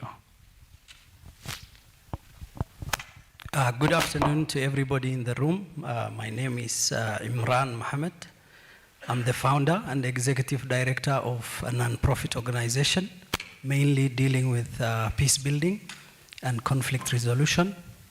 But my main responsibility today is to inject the youth voice in this conversation, and I look forward to a very interesting and insightful discussion with our moderator. Thank you. Good morning to you. My name is Wainaina Moirore. I work with the county government of Nairobi in the Department for Youth Affairs as the Deputy Director. And I'm also pleased to be part of this panel as we discuss on issues of connecting, collaborating, and impacting our young people both in Africa and Asia. Thank you. Good morning, all. My name is Malaku Subahat. I'm from Ethiopia. I'm working as an executive director of Redeem the Generation and executive member of the Ethiopian civil society organizations. With a member of almost more than 3,000 civil society organizations, both international and local. So I'm very much passionate to work with the young people. I joined this sector, this civil society, as I was young, and still I'm working there because I always believe that when I'm around the young people, I share power, I share encouragement, and so many things from the, even I can see my tomorrow. Thank you very much. And also I want to thank all the facilitators that bring this forum to happen. Thank you. Yeah, thank you very much all. And please, a round of applause for the panelists. I think I will start from Imran. Imran, you know, you've worked a lot at the cross-border area, the northern Kenyan region. And so the conversation is about the youth.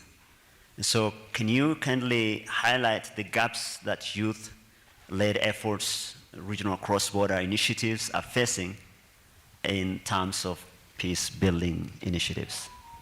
Thank you, Peter. I am very honored to speak to this topic because I am a youth myself and I run a youth-led organization here in Nairobi, but based in Mandera County, where I come from. Youths face a lot of challenges across the globe, especially in the Africa-Asia context. For example, where I work sharing my experiences, a lot of young people who have brilliant ideas, who come up with community initiatives that are very effective, very impactful, do not have access to funding, especially now that we have the shrinking donor environments within the global stage. So I think the main limiting and problematic situation we are facing right now is the issue of funding. With USAID pulling out and other organizations, international organizations pulling out, we are left with finding resources, very limited resources.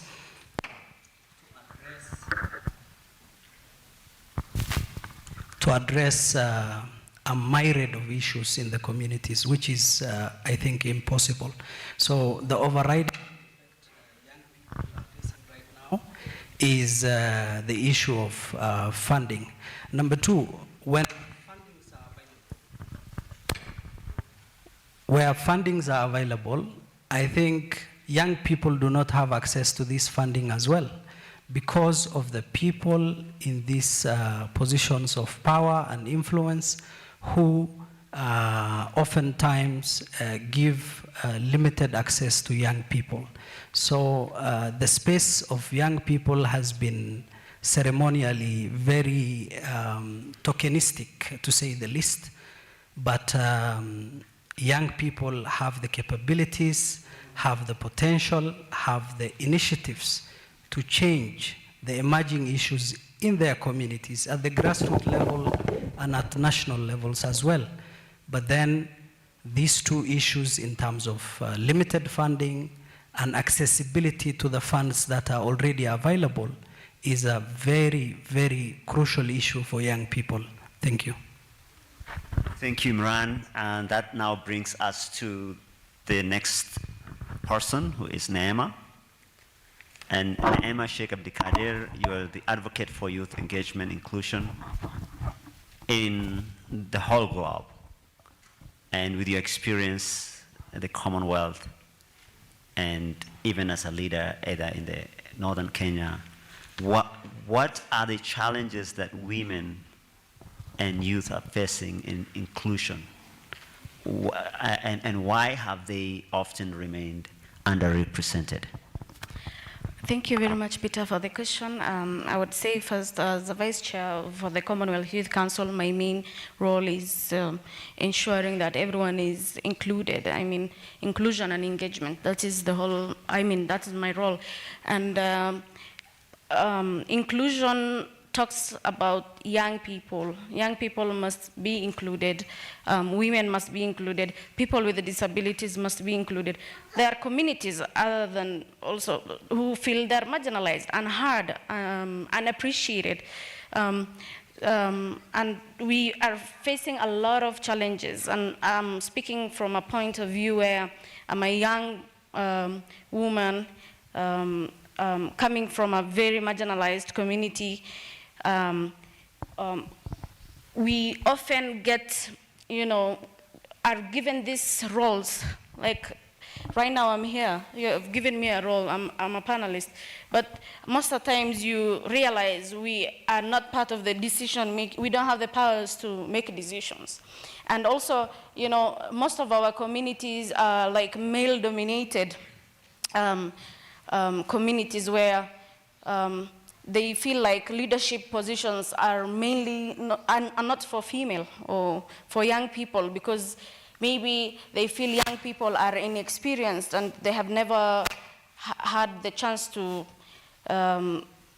even with the qualification they have, but they would rather give someone of an older age because they feel young people are inexperienced. But our question today is, if we continue ignoring the qualifications young people have, when will they ever get the chance to get these experiences? Because experience does not just come while we are seated or we are jobless, unemployed, and are not given opportunities. So we often undermine the roles of young people. Of course, my brother has talked about resources, and oftentimes we do not have access to the funds or to you know, get these leadership positions or do things that are, you know, leadership oriented. So resources play a very big role, and we are facing deep cultural, institutional, and systematic, you know, backlash. So basically, I'll speak of lack of resources. You know, we are hindered to get these positions because of cultural beliefs, and also the system thinks that we are inexperienced. So I think that's it for me, from my end. Thank you very much, Neema. I think we'll now very quickly go to Elijah Kome. Elijah, as an executive director for youth advocacy, you've been so passionate about civic space. And so just tell us the gaps that are preventing youth to participate in the civic dialogue. Thank you very much, Peter, and that's a really good question. So, just a very short story. Recently, a friend of mine published a book, and he posted about it online. And then in the comments, someone asked, who has time to read a book when we are so hungry? This was a young person in campus. And that really speaks to the problem that the youth are facing in terms of civic participation. They are so busy trying to survive. They're struggling so much with unemployment, with lack of, they don't have money even to pay for the very basic expenses. Students are struggling so much, and that is the fundamental reason why most young people are not involved in civic participation. Now, that being the main reason, there are of course other reasons. There are things we could do better. We could, for example, use technology more to make sure that things like voter registration are more seamless. Like I don't have to go to somewhere physically to register. This is something I could do online, for example, from my house. That could help a lot. Right, thank you, Elijah. And let's go to now the next person, who is also Mr. Wainaina Mururu from the county government of Nairobi. And you know, from the government lens, the challenges that the government structure face in mainstreaming youth agenda. Thank you. I think the challenge is, one of the biggest challenges is the youth population. I think the number of young people, not just even in Kenya, but I think globally, is big and is growing. And unfortunately, I think government is not able to probably create more opportunities for this growing population. And I think even the efforts that have been done, have been established, I cannot match the number. So I think there's the growing population is a big challenge to any government. I think the other challenge will be implementation of a lot of these policies, because policies are mainly developed by government. But I think one of the biggest challenges is also on implementation. And I think even from the example, I think what we've always been told about where Kenya was in the 70s, and some of the frameworks that Kenya was able to develop, which were borrowed coincidentally by some of the countries in Asia, I think South Korea being one of them, and I think Malaysia, and they were able to implement that, and that's why they were called, they're referred to as Asian tigers. So I think the other bit is also implementation. I think we are more, I think we develop very good frameworks and policies and legislations, but I think we still have a challenge in terms of implementation. And I think that's probably the elephant in the room. So we need to probably break it down. So what really is the challenge in terms of implementation? Thank you. Yeah. Thank you, Wanaina. Let's quickly go to, I know we are, in the interest of also time, moving forward, I think we'll just have to limit our talks not that our team, they manage the time very well. It's just that the time that we were given is not even actually less than the 40 minutes assigned. And so I go to Melaku, you know, as an executive director and also working at the nexus between the youth, civil society, and the government. What institutional and policy level gaps hinder the effective collaboration, you know, among the team that you're working with? Yeah. Thank you very much, Mr. Moderator. I think the number of youths globally and in continental, where it is mentioned in the previous speakers that the number is too much. What does that mean? It means it is impossible to ignore this much number of people and ensure peace and development. So we have to make sure that we engage them properly and structurally. Our brother here has mentioned that there is policies, there are different commitments globally in continental world, but when it comes to implementation, there is a big challenge that the governments are facing. But just to make it structural, one of the challenge is lack of structured on capable youth engagement environment. There are some structures, but these structures may not involve these young people so that they act properly, they lead properly. So we have to check our structure.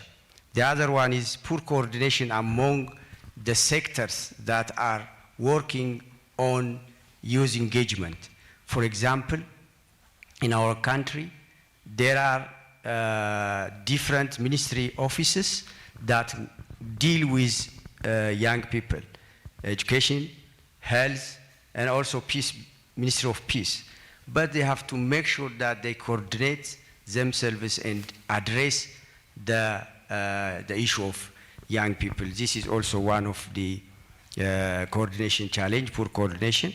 The other is outdated youth policies. You know, in our country, the youth policy has not changed for the last 25 years. But this dynamic community as a young, so we have to look inside and check our policies and then make sure that these young people are meaningfully engaged and bring peace to the continent and to the globe. Thank you very much. Thank you very much. I think we will now quickly handle another segment of question, and I think I will start still with I think Melaku, we can start from you, and then we can go the other way. And I think, you know, Melaku, walking in between the government and civil society, definitely the issues of accountability. You know, how can trust and accountability be improved between this work group? And then how can interregional collaboration between Africa and Asia also be strengthened in terms of promoting inclusion and peace building? If you can take maximum of 1.5 minutes, I'm sorry. I will try. Okay, yeah. You know, trust doesn't come, you know, spontaneously. There must be continuous and meaningful engagement between the government and the youth community, as well as the civil society, you know, to ensure trust. And also to make accountable the duty bearers and the government is also for the young community to be accountable also to the government. So there are so many platforms that are, you know, prepared by the government, and the young community should be actively engaged on those platforms, on those dialogues. It's beyond the emotional engagement. We have to have a structured and well-oriented dialogue engagement. The other one is that we have to include the young community in development and peace building initiatives. The young people are not only peace builders, but they have to make themselves or aware themselves that a peace owner. So they have to own as a peace owner and then actively engage on those areas. It's also important, to build trust and accountability to allocate sustainable resources for peace and peace building. The other one is just to, as you have mentioned, to collaborate Asia and Africa. I think we have to believe that we have a common agenda as a continent, both continents. So based on that, a common agenda, we have to design that common agenda together and build a collaboration structure, and also in different areas like economic partnership, skill transfers between the continents, and also labor exchanges, skill exchanges, and joint advocacy on youth-focused SDG programs. There is youth-focused SDG program, so we have to collaborate ourselves as a young community and advocate on those SDGs. Thank you very much. Yeah, thank you, Melaku. And let's go quickly to Wanaina. Wanaina, from the government standpoint, first of all, you'd mentioned about the policies that are not implemented. Maybe they are there. But I wanted to ask, to what extent our formulation of youth policies and frameworks and strategies contribute to sustainable peace, and then you can combine it with answering with if there is any practical example that can be derived from both Kenya or even Asia in how the youth voice is making a difference. Thank you. I think in terms of sustainable peace and the way policies are related to that, I think we'll start from the start. I think it's a process. So how do we develop even the policies themselves? Are they inclusive, or is it bottom up? I think in Kenya that phrase has been misunderstood, or is it a top down? And I think.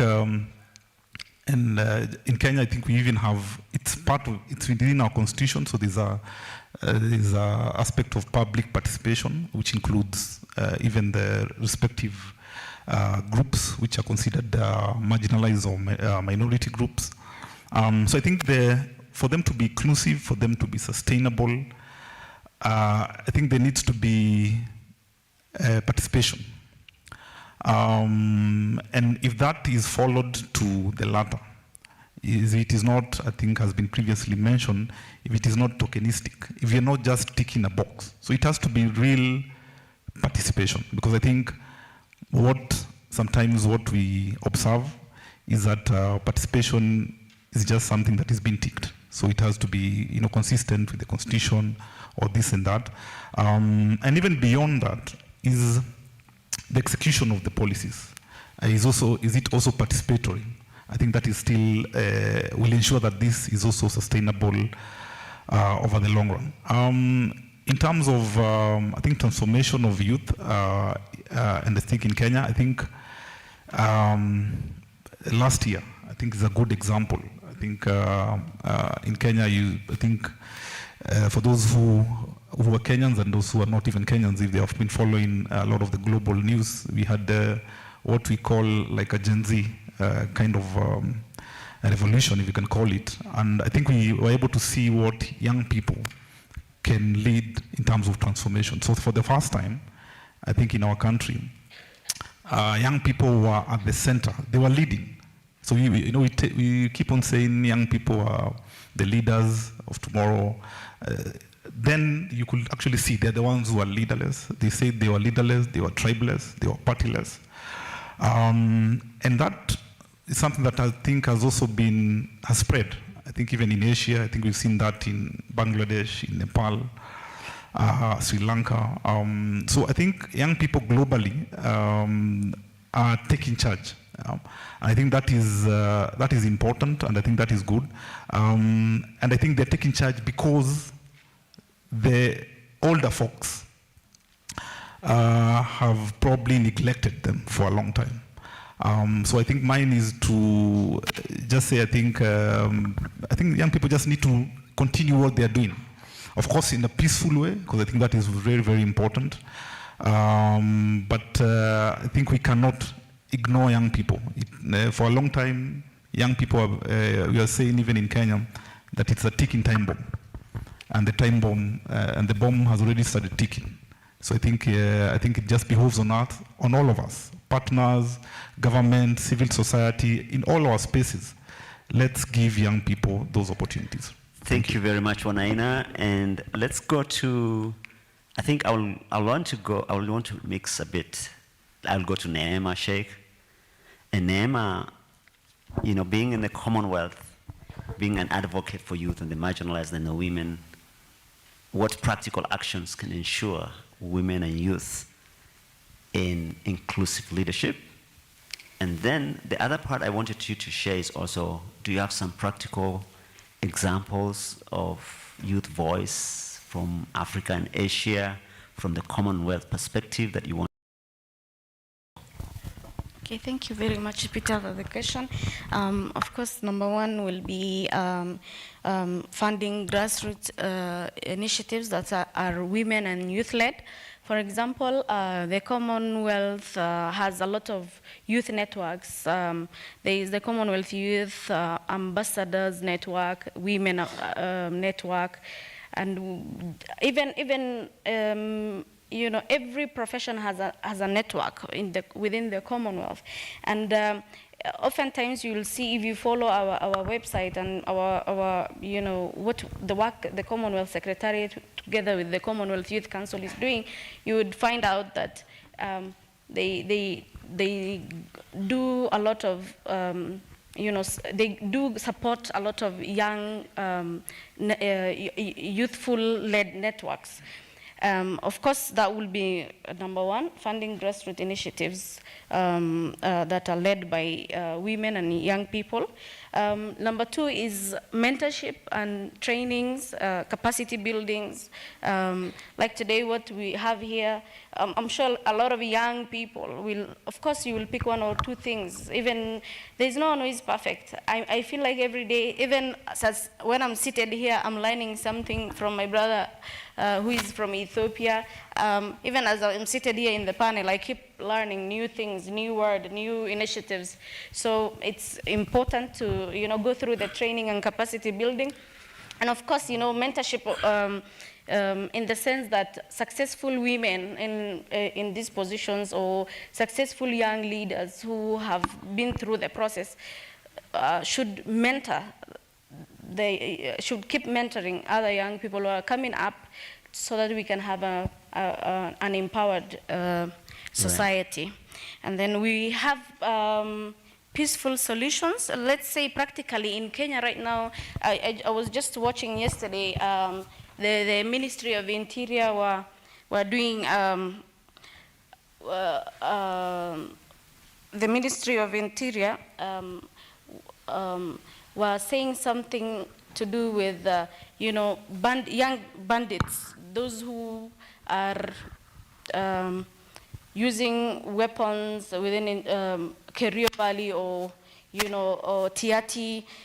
They were peacefully handing over those weapons. And I'm sure there's no young person who wants to be a bandit or who wants to indulge himself in criminal activities. But they're only doing this because there is limited opportunities, and of course there is a lot of unemployment. So hakuna kitu unafanya.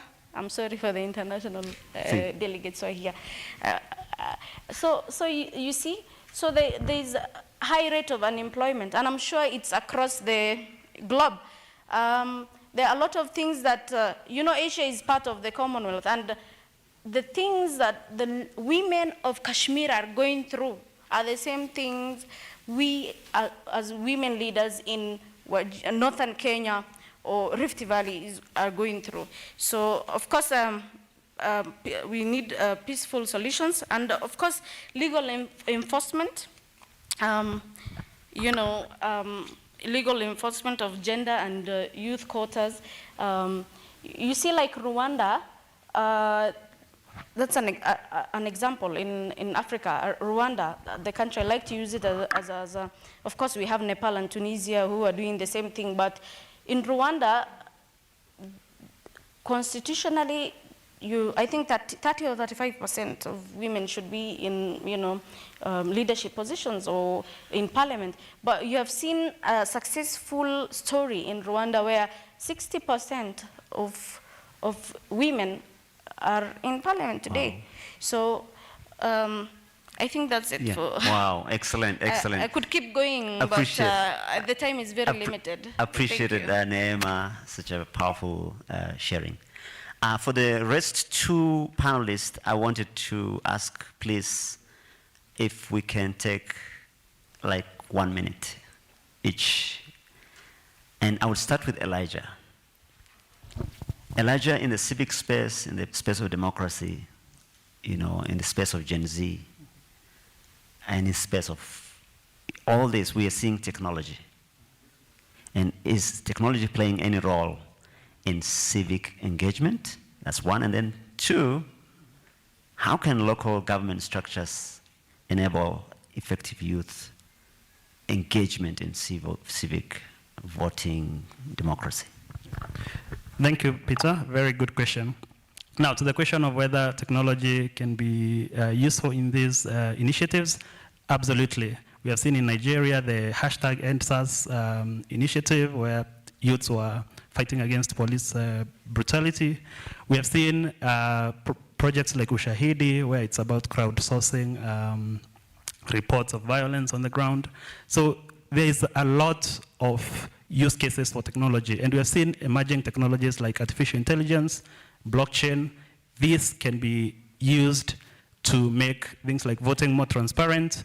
AI can be used to make things like bills more digestible to the common person who is not a lawyer. So there's a lot of use cases for technology. And that's part of what we do at Youth Advocacy Africa. We build these kinds of civic tech tools that make it easier for young people to engage with these matters. Now, to your last question about what local governments can do, as I said earlier, the biggest problem the youths are facing is what my sister Nima has said here. It's lack of jobs, lack of opportunities, lack of empowerment. And if local governments can focus on that, as well as, of course, adopting these tech programs, it will be much easier for young people to be involved in governance matters. Wow. Thank you. Thank you very much, Elijah. And then finally, we have Imran Mohammed. I know he comes from the cross-border areas, and those areas definitely appreciate some indigenous way of peace building. So how can we put indigenous approaches be integrated in formal peace processes? And then do you have any lessons that we can draw from traditional community-led or youth in terms of fostering peace building in your work? Thank you. That's a very good question. Where I come from, in the context of Mandera, or for example, the northern Kenya, nothing works without the traditional approach to peace building. Elders and community voices have been significantly the basis and pillars of peace building initiatives within our communities. So nothing works without them. And this is because as a nomadic society and a pastoralist community from the north, elders and community voices are our entry points. These are the entry points into these communities. So nothing works without their approval, nothing works without their voice, nothing works without their support. So one thing that has been really effective in terms of peace building in the north is using the elders as mediators in these conflicts. And of course, we are discussing about youth driving peace initiatives, but then as young people, we also understand and appreciate the role of elders in our communities when it comes to peace building. And lastly, I think I'll give a success story or a case study from Wajir, whereby Alaya Rahma, there was a women leader called Deka Ibrahim, who was passed away, but then she mobilized women into taking an active role in the peace building processes. You know that in our context in northern parts of Kenya, that women are often spectators in community affairs. They don't take the front row when it comes to spearheading community issues. But then when we had this challenge of conflicts, and especially community conflicts, interfaith conflicts, Deka Ibrahim spearheaded women to take an active role in peace-building initiatives. And it has successfully worked in Wajir. And through her initiatives, women in northern Kenya are now part and parcel of the peace-building processes. Wow. Thank you, Imran. And thank you all for your contribution. We earlier had an opportunity to give to the audience, so maybe if you have questions here and there, but I don't know whether time allows us, maybe time does not allow us. And I would like to take this opportunity for us to appreciate the panelists, Neema, Elijah, Imran, Onana, and then Melaku. Appreciate it. Thank you very much. A better round of applause, please. Before you leave, the panelists, we'd like to award them. They say, man awards, God rewards. So we're starting with the moderator. Asante sana. Makofi kwake. Clap a better round of applause for the moderator.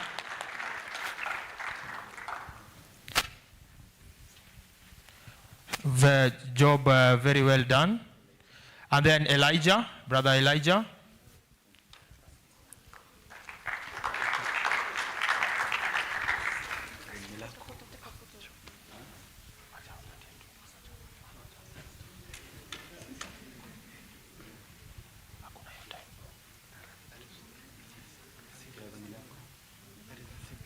Brother Melaku.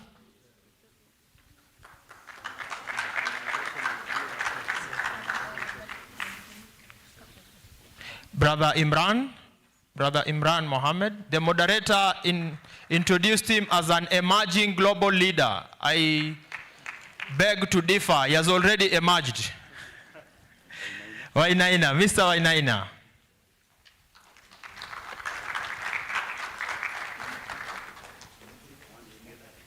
Our sister Nimo.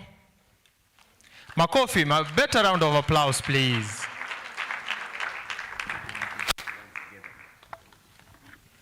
Okay, so our panelists can have one photo, and then as we invite the other panelists, they say time is so jealous, so time is not on our side.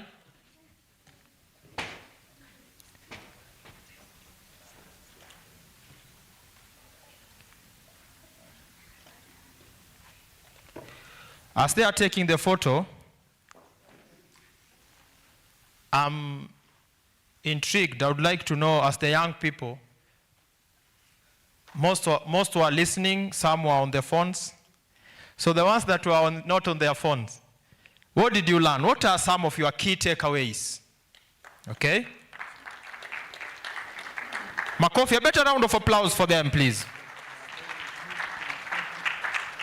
I think my key takeaway was from brother who said, the young people asked, who has the time to read a book when you are hungry? For me, I think that's the best time to read, isn't it?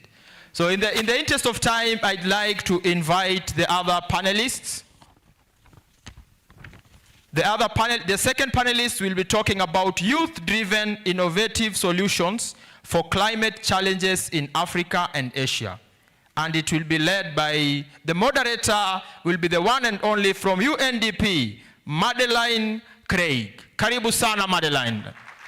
Clap for her until she comes. They say until it's your time, keep clapping for others. Karibu sana, Madeline.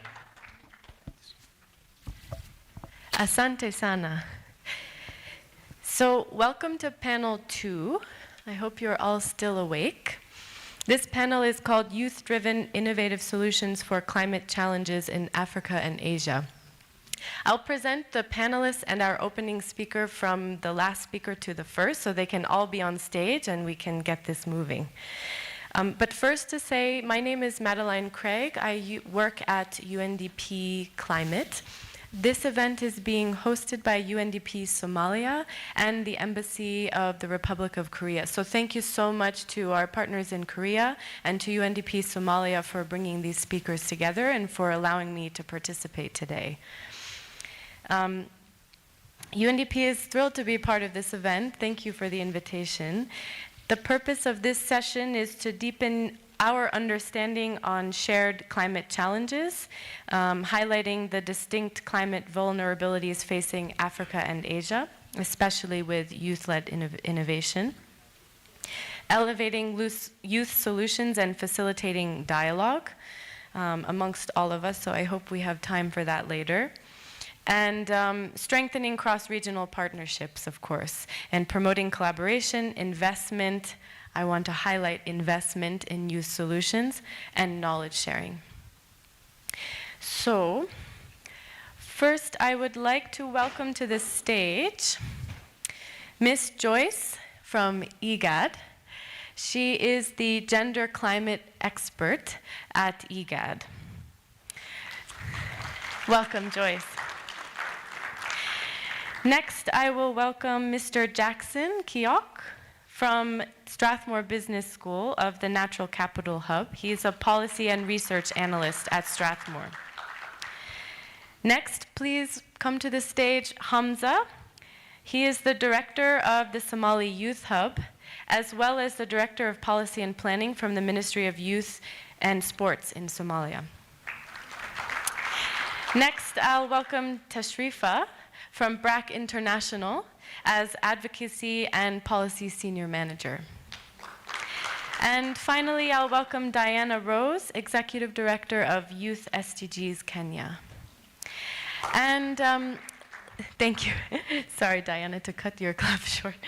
And finally, I would like to open our opening speaker, Mr. Sunyung John from the Embassy of Korea, the Republic of Korea. He is the first Secretary, Deputy Permanent Representative for UNEP, UN Environment Program, and UN Habitat. Welcome, Mr. Jang.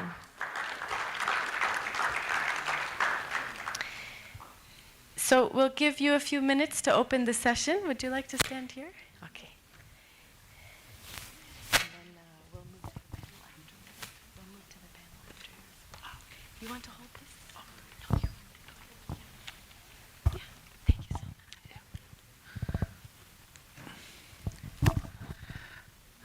much. Good afternoon, distinguished guests and ladies and gentlemen. Let me start to appreciate UNDP Somalia's effort to prepare this meaningful session. Today I stand before you not as a debtor of the climate crisis, but as a voice of possibility. From the drought of Africa to the floods and heat waves across the Asia, climate change is not a distant threat, it's our shared reality. But in the heart of these challenges, something remarkable is happening. Young people are creating innovative and powerful solutions to protect our planet. Across the Asia, youth innovators are harnessing technology to safeguard their communities. In rural India, students have developed AI-based climate forecasting apps to help farmers decide when to plant and conserve water. In Bangladesh, a group of high school students turned plastic waste into solar bricks that insulate homes while generating clean energy. Meanwhile, in Africa, young changemakers are reimagining sustainability. In Kenya, youth-led startups are deploying drones to plant millions of trees, restoring forests faster than ever before. Now, in Nigeria, student engineers are transforming food waste into methane-based biofuel, providing clean cooking energy for the local household. What do all these projects have in common? They were created by young people who understood their community's struggles and choose to design solutions from within. Youth innovation is not just about technology. It's about a new mindset. As you know, the leadership is not defined by age, but by action. Instead of waiting for government or organizations to act, they are building movements, developing apps, creating renewable technology, and raising awareness through art, media, and education. Youth generation is digitally connected, socially conscious, and deeply collaborative. They are the first generation to truly understand the global nature of the climate crisis and the last generation with the power to stop it. But innovation cannot thrive in isolation. To create lasting change, we must build the bridge between Asia and Africa, sharing knowledge, technology, and hope. Imagine a network where a solo startup in Nairobi collaborates with a robotics club in Seoul, where young leaders in Manila and Lagos co-design green education programs. This is not just a dream. It is the kind of partnership that will be define our century. We must establish youth climate networks that connect our project, amplify youth voice, and turn small local solutions into global movement.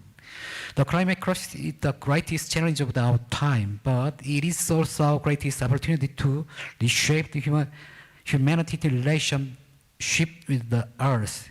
Youth and children, you are the architects of a sustainable future. So today, let us commit to transform fear to creativity, empathy into collaboration, and crisis into innovation. Thank you so much.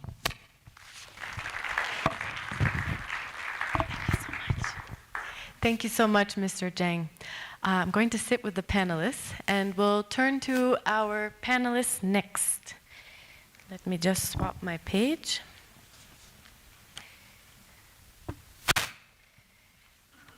Okay, so first I'm going to turn to Diana. So Ms. Diana is going to speak to us about why youth voice and participation must shape all climate solutions. Please, Diana. Thank you very much. I think I'll start by an introduction. My name is Diana Ouma. I work with an organization called Youth for SDGs, and it's a youth-led, youth-focused organization that champions for the sustainable development goals, but also the inclusion and meaningful engagement of young people in sustainable development. So to go back to your question on why youth engagement, I think I would maybe counter with why not. From morning, we've had discussions on the youth demographic being very huge, and also just looking at Africa and Asia having the biggest demographic of young people in the globe. Sometimes this is perceived as a threat or just a statistic, but I think it's an opportunity for the development of the continent and the globe as well. When you talk about youth inclusion, even the previous panel has spoken about this. I think most young people are very creative and innovative, which is something that can be looked as a resource for different member states and even the continent as a whole. When you talk about climate change and resilience of a community, most of the people that come up with innovative solutions are young people. But I also do not want to negate the role that even the elder community really plays when it comes to climate mitigation and climate justice. And this is why personally, I would say I believe more in intergenerational co-leadership when looking at climate solutions. Someone spoke about indigenous knowledge when it comes to peace building. It's the same when it comes to climate action and climate justice. It's important for our elders and our youth to work together when coming up with solutions for climate action. We've seen how young people have created and have tremendous milestones when it comes to coming up with innovative solutions for climate action. For instance, having solar microgrids in different indigenous areas, but also having AI-driven flood detections. So it's really also very inspiring to see in the morning, I think the chief guest spoke about having an AI lab here at Kenya School of Government, which I think is also one of the areas that we need to invest in to just really build the skills of young people in technology to better thrive in innovation. But also looking at mentorship and how young people can work with the older generation is also how they can support the older generation to really leverage technology and innovation when it comes to climate mitigation. So I'll lastly speak on investments and financing. It's not easy to include young people if there's no intentional budget allocated for youth engagement in climate action. Kenya just launched its NDC, which is Nationally Determined Contributions for the next period. And I know this is a document that then guides the country on what they report on, even during COP. Having just finished also the African Climate Summit, I think these are platforms where young people's voices can really be amplified. So I would say that more investments and budgeting should be placed more on it. And just giving context to this, when Kenya had its first national climate action plan, and the second, there was no youth mention or involvement in the development of this document. And I think it's something that then supports a country on how they engage and address some climate solutions. But now when we have the National Climate Action, the third one, which was for 2023 to 2027, there was youth involvement and even children. The only reason why this was possible was because now the government had to partner with other development partners to support the engagement of youth and children in such discussions when it comes to policy. So I would re-emphasize on the need for investments in youth engagement in policy, but also inclusion of young people in decision-making spaces. So we can't really talk about how climate change affects us because we are not just victims, but I would say we are also architects, and we can come up with solutions only if we're given the chance to sit in tables where decisions are being made on climate change issues. Lastly, I would give a few examples of what I've seen young people do when it comes to innovation. At Youth for SDGs, we also convene, or rather we are the chair for the Sector Working Group on Environment and Resilience under the Kenya Coalition on Youth, Peace and Security, where we look at the nexus between peace and climate justice. So one of the groups that we work with are from the informal settlements of Nairobi, Kisumu, and the coastal region. You'd be amazed at how young people are very creative when it comes to coming up with solutions in waste management. We've had young people develop ceilings from plastic, which is really remarkable. We also see young people using briquettes to bake and have entrepreneurial opportunities. So also looking at the green jobs perspective, as much as we talk about young people not being employed, but we also do have young people who are trying to be self-employed, but there's just need for more investment being put on this.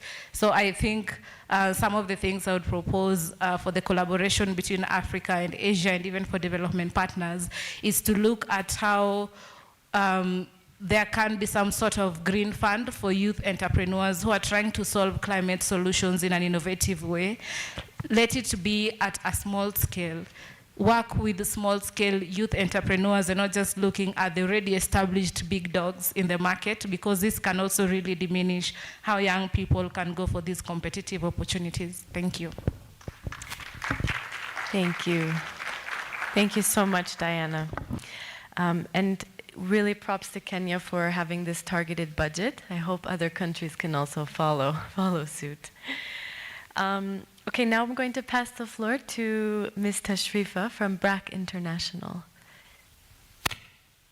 So, my name is Tashrifa Silai. I work as a senior manager for advocacy and policy at BRAC. BRAC is currently implementing a multi-country across the African region called a program called AIM in partnership with the MasterCard Foundation. We target to reach 1.2 million adolescent girls and young women between the ages of 12 to 35 and 10 million people in their communities. So one of the key things that we are doing to ensure that young people pick up agriculture, specifically climate smart agriculture, as a form of livelihood, and as a form of agribusiness is that we are working with, as I've already mentioned, adolescent girls and young women to support them develop youth-led business, climate-smart agriculture. The emphasis is on agri-food system resilience, youth employability, and sustainability. So how do we do this when it comes to agriculture as a livelihood, specifically climate-smart agriculture? We do support young people along the value chain. So for example, when it comes to inputs, we do provide quality climate resilient seeds together with high-yielding animal breeds to ensure that they are able to withstand any climate shocks. We also do link and train the young people, 18 to 35, that have picked that want to become agribusiness entrepreneurs, and link them to government entities, but also provide training to them. So we've developed a curriculum that integrates climate smart in the training curriculum, and we support them. We provide direct input support. In this case, for example, if we have a young person who is interested in, say, pig rearing or even cow rearing, we are able to identify a breed that can adapt to any climate change, hence increasing their productivity and also enable them to earn income while at it. As part of ensuring that there is resilience, we also try to promote an integration method where we facilitate and ensure that young people are able to integrate, for example, both livestock and cropping. So they're able to not just focus on, say, focusing just on agriculture, but also see if we can encourage them to do an integration of both crops and livestock. So what? How are we ensuring that they're earning money, they're able to grow, they're able to have economic empowerment as part of them being agri-entrepreneurs? We do recognize that young people accessing financial institutions is quite a challenge. So leveraging on BRAC microfinance entities, we are able to graduate them into our microfinance entity that is able to provide them with youth-friendly loans that helps them grow their businesses, hence creating, hence making it possible for them to earn income even as they're practicing smart agriculture practices. Recognizing that BRAC has strength in both Africa and Asia, we do focus and facilitate interregional learning across the two countries, the two regions. That is where the AIM program is being implemented in Africa, but also recognizing that we have a strong presence and history in Bangladesh. So we encourage a lot. First of all, we recognize the similarity, the high youth population, the challenge when it comes to climate, the high poverty levels between the two regions. So we encourage a lot of immersions, exchange, but also encourage contextualization while at it. So even as we adapt, even as we learn between the learnings between Africa and Bangladesh, we do a lot of contextualization, and we encourage our young people to learn, but also to contextualize. Thank you so much. Thank you so much, Tashrifa. That was excellent and really exciting to hear about the finance solutions that BRAC is providing for youth. Next, I'll pass the word to Hamza from the Ministry of Youth and Sports of Somalia. On to you, Hamza. Bismillah. Thank you so much. And first of all, let me thank the Embassy of Republic of Korea to Kenya and Somalia, and for the wonderful opening remarks he gave on the stage. And also, let me take this opportunity to thank UNDP Somalia for their generosity. UNDP Somalia is a big partner and for our government in Somalia, despite, of course, the funding cuts that happened earlier this year.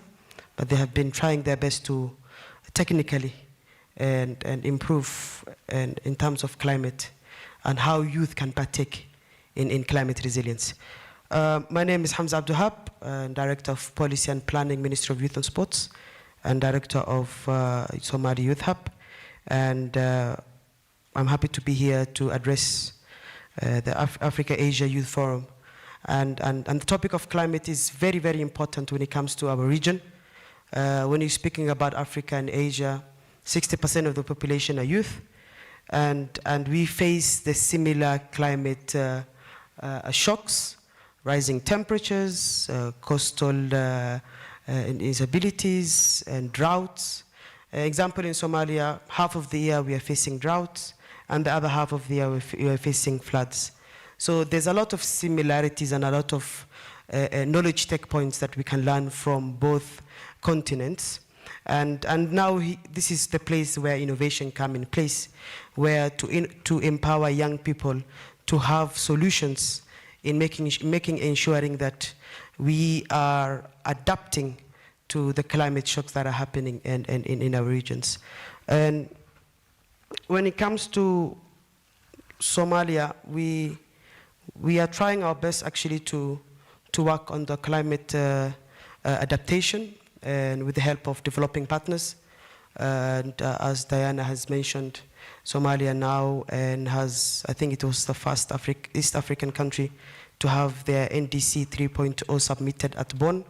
And this document is very, very important because it also has the budgeting aspect of the projects of climate in Somalia. With the support of the development partners, of course, we are now trying to figure out on how we can involve the PP, public-private partnership, but also including the community partnership, because Somalis, I think as much of you may know, we are community-driven people.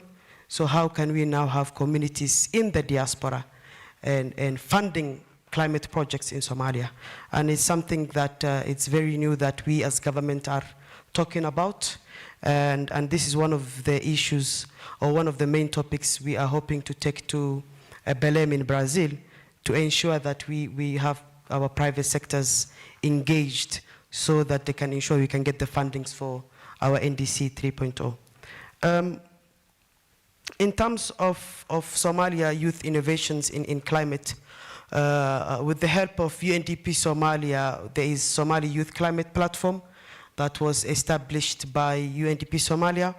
So the Youth Climate Platform has been actually a driving force in ensuring that youth have their roles in the decision makings. Example, when the NDC or the NAPS were taking invalidation or consultations, the platform made ensure that youth are participating, but also the Somali Youth Climate Platform is giving awareness to youth on the green skills and green job sector.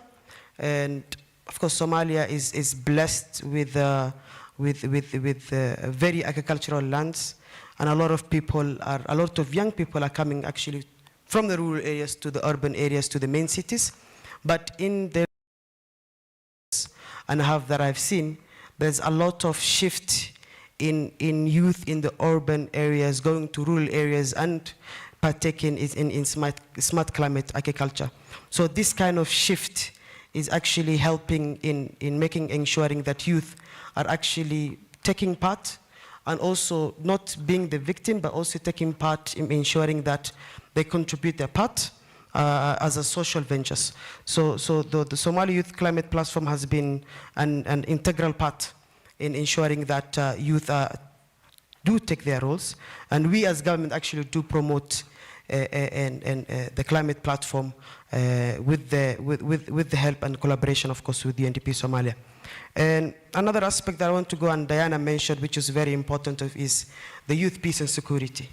I think Somalia will be the first in IGAD and East Africa to have their national action plan.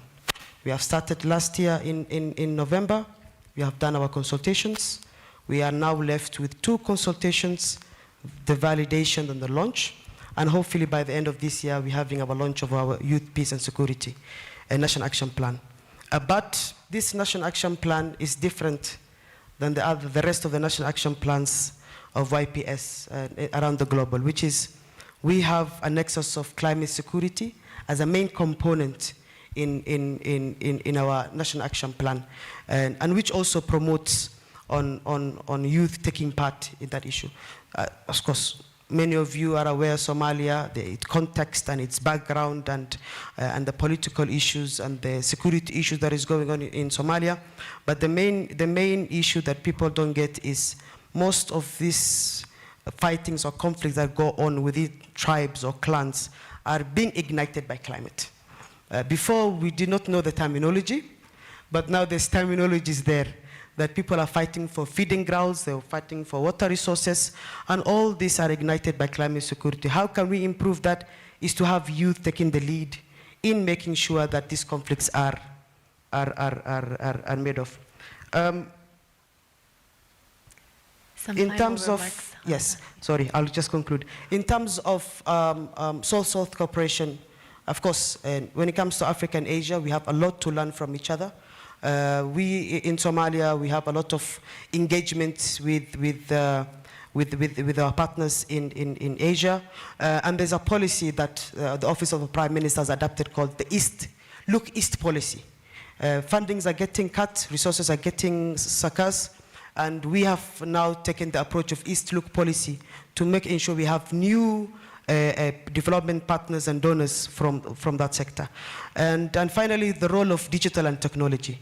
It's very important to have that role and to invest in digital and technology, especially in climate, especially in AI, and how we can ensure that we use technology in our climate adaptations. Thank you so much. Great. Thank you, Hamza. Thank you so much for providing this Somalia context, and also congratulations to the government on submitting their NDC. I'll pass the floor to Jackson from the Strathmore Business School Natural Capital Hub. I think Jackson will talk to us about his experience on policy and research, especially with the Kenyan government. So on to you, Jackson. Thank you. All right. Thank you, and thank you to UNDP Somalia for the invitation. I am grateful. As you mentioned, I'm Kiok Jackson. I work as a policy researcher and analyst at Strathmore Natural Capital Hub. It's a research entity at Strathmore Business School, born out of a 3 Rio Convention on land desertification, degradation, climate change, and biodiversity conservation. But essentially the mandate is to address the need for natural capital in research and also in policy formulation. For me to do justice to the subject that has preoccupied us this morning, I think it will be great for me to share my experience working with various projects in the hub and also outside the hub and as a youth. And for me to do justice to that chosen subject, I would like just to share, okay, the hub do various projects, most notably is the one that we're doing with UNEP, with 10 counties, ultimately to lead to policy impact within counties, CIDPs, and the MTPs.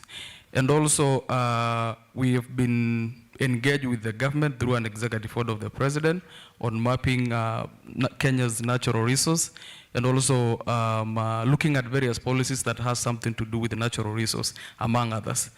And I have seen how these policy processes can either silence or enable youth voices. And I have also seen how youth can be able to interpret these policy concept and frameworks into something that is more practical, interactive, and even attractive, to ensure that a local person from a very, very corner of this country can understand what it means. And we were able to see this not so long ago in Kenya, when various youth took the finance bill into various social media, and they were able to translate into their local dialect. And also, again, the issue of climate change, maybe someone from a different part of this country does not know what that act entails. But through youth and the kind of course, youth, they are tech savvy. They can be able to demystify some, policy concept. And however, I have seen that there have been systemic, barriers that limits our potential, into this. And notably, one of them is called is what I defined as policy priorities. If, for example, the Kenya National, we have various acts when it comes to climate change. I don't want to get into that, but you look at them, they are centered towards big infrastructure, decentralizing, how I can term it as, community-led. If I have a startup, of course, as a youth, the government tend to go toward, these, like she mentioned, the big boys.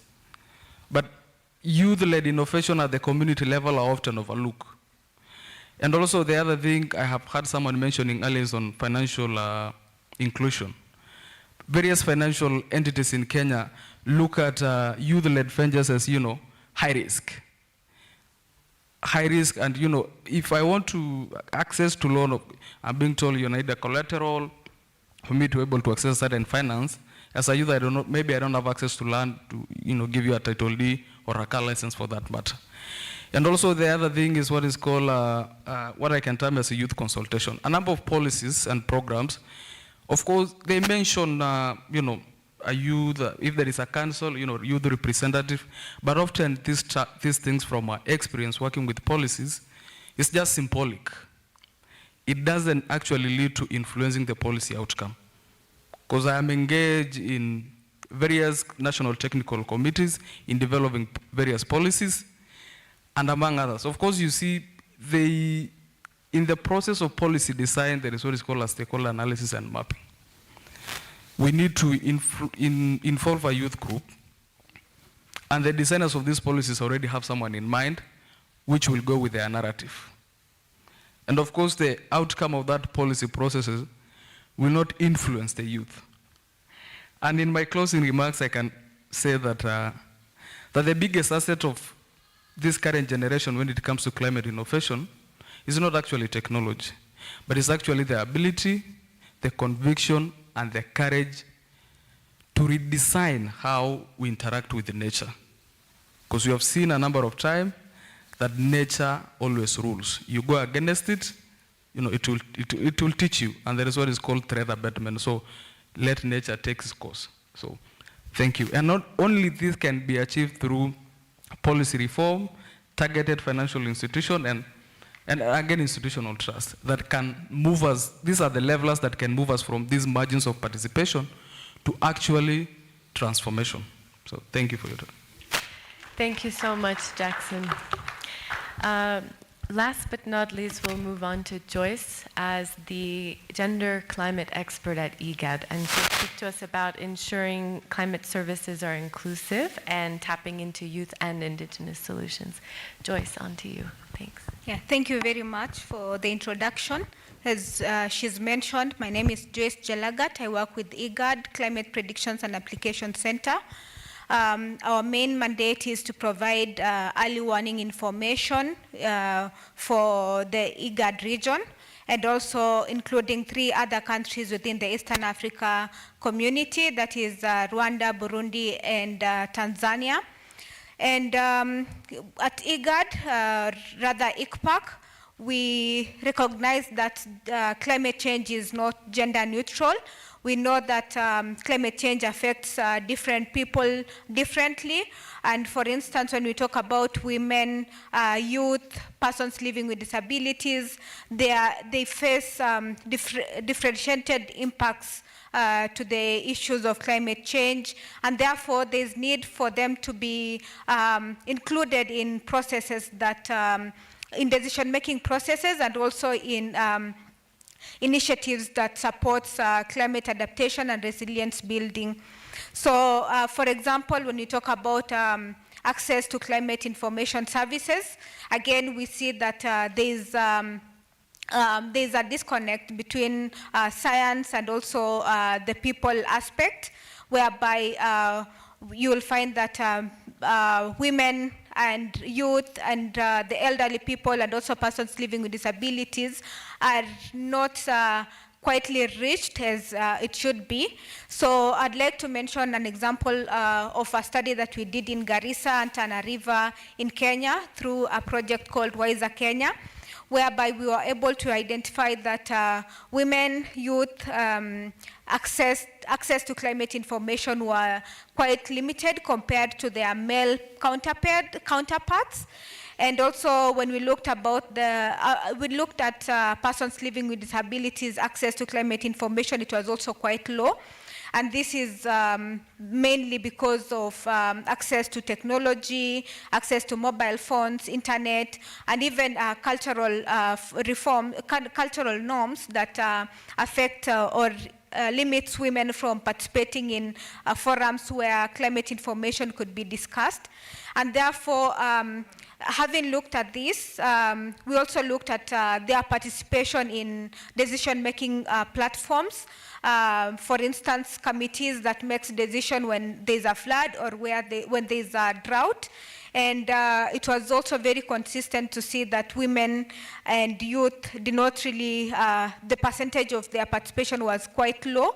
And also the reasons being the issues of cultural norms and also their responsibilities as key domestic workers and therefore being limited by time poverty. And through this or with this understanding, at ICPAC we've tried to ensure that we create spaces where women, persons living with disabilities and youth can meaningfully participate. So we are moving away from providing climate information for people, but we are designing this climate information with them, looking at their needs, and also looking at the channels of communication that they would prefer and they would be reached. So for instance, we've been doing co-production sessions with communities before climate season starts. And with this, we are able to design advisories that are relevant to them, that meet the needs of young people, women, persons living with disabilities, ensuring that in these advisories that are generated, nobody is left behind.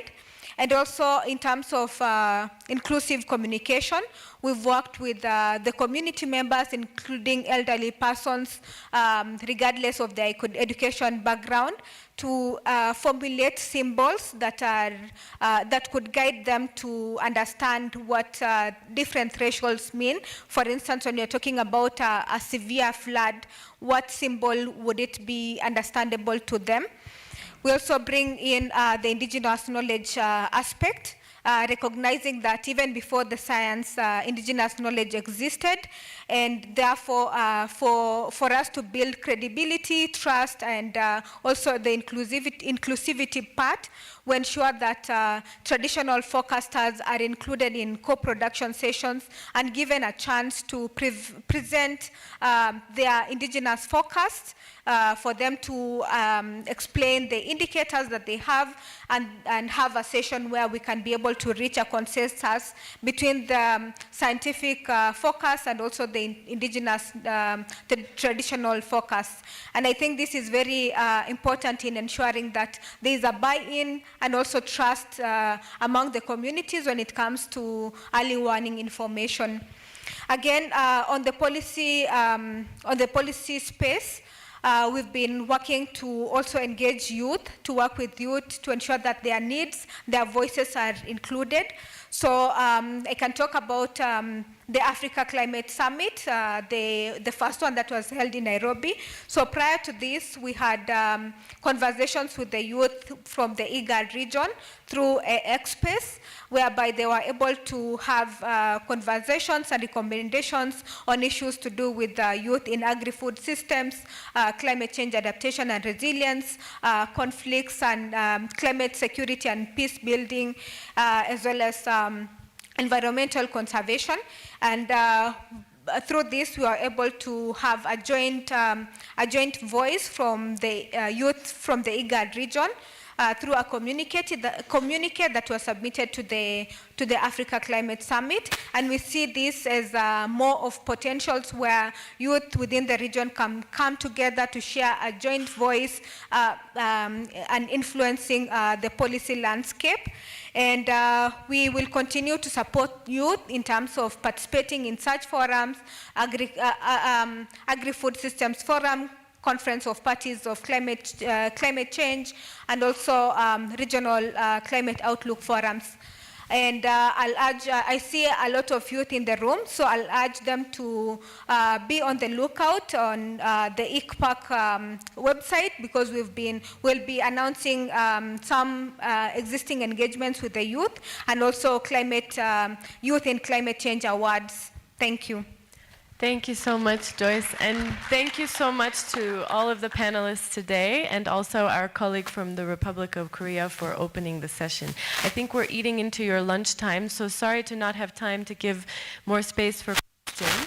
But I'd like to just end by repeating the quote that we heard earlier from Mr. Jong, that leadership is not defined by age, but defined by action. So thank you so much for really representing the organizations you're working for and the work that youth is doing within your organizations. Thank you for joining us, and thank you so much to the organizers.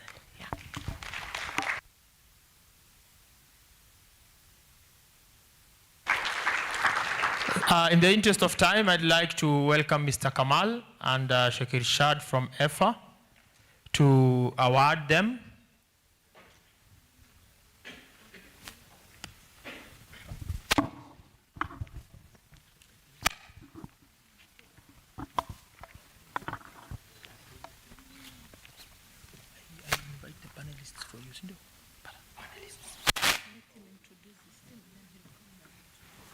Well, let us reward Diana Ross.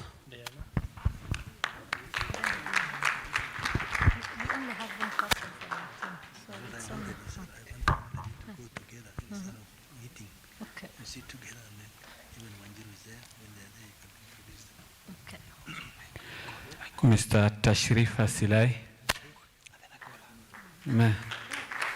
Oh, madam, sorry, madam. Tashrif is from Wajir.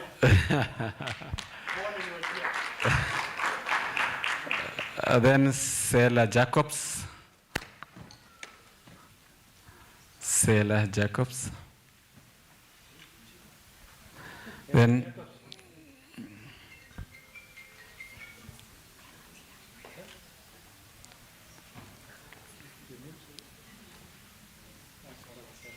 yeah.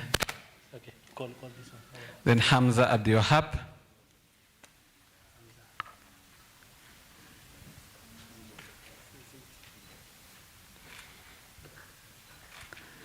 Then Jackson Kiok.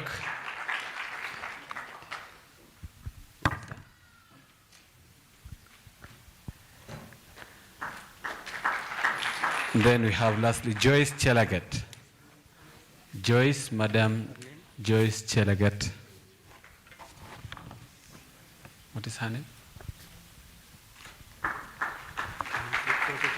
Yes. Photo. Let's have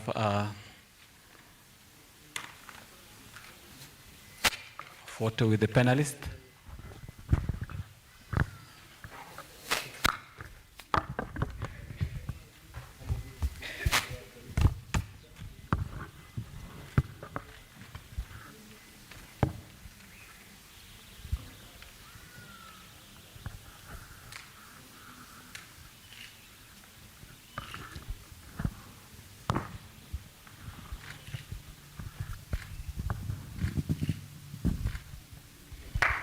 Round of applause. Thank you. Madam. Better round of applause for them as they sit down. Santeni sana. In the interest of time, we'd like to combine the last two panelists, the panel discussion. The first one on innovation and entrepreneurship. And I'd like to invite our brother Abdinur Ali Mahdi from Education Technologies and CEO M. Luga. Karibu sana bro. And the other panel will be about policy, investment, and ecosystem support for youth and innovation. So we'll combine them together and be done by 1:30. Karibu sana, Brother Abdinur.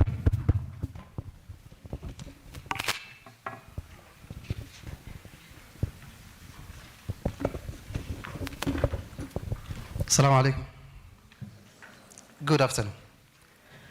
I hate to be the reason, I hate to be in between you and your lunch. So if you become good students, tunaweza maliza haraka, si ndio? Will you be a good student? Yeah, my name is Abdul Ali Mahdi. For those who don't know, I'm education technologist and founder of MLuga app.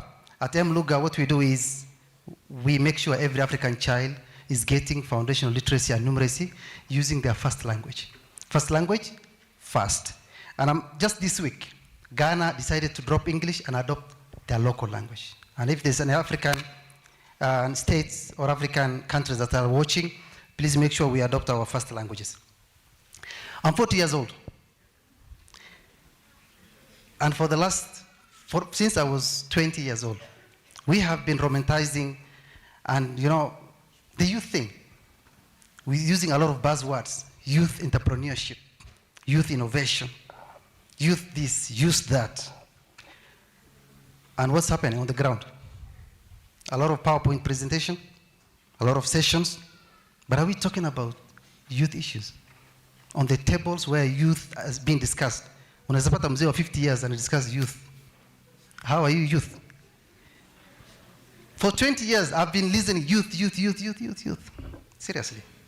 It's time we stop this narrative of saying youth this, youth leadership, youth innovation, youth entrepreneurship, youth this. And then we go back home, the youth are jobless. And they are dying in Mediterranean Sea, in Libya. And they are not going there to do professional jobs. They are doing jobs that they could do here. Some of them are working in farms. Some of them are working in restaurants. Si wangefanya hiyo in Nairobi. Then what's happening?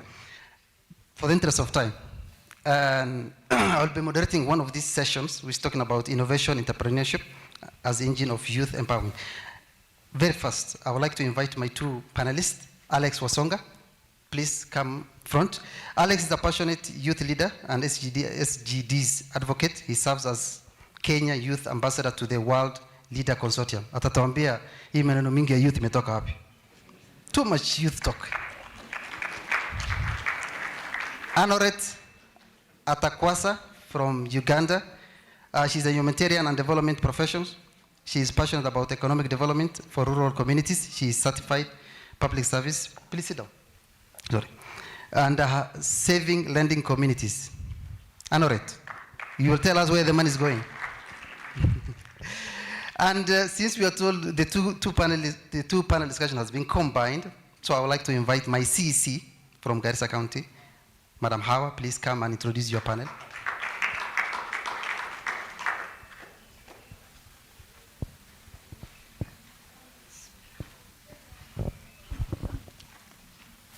Assalamu alaikum and good afternoon. Once again, I'm here on our discussion on policy investment, ecosystem, and support for youth innovation.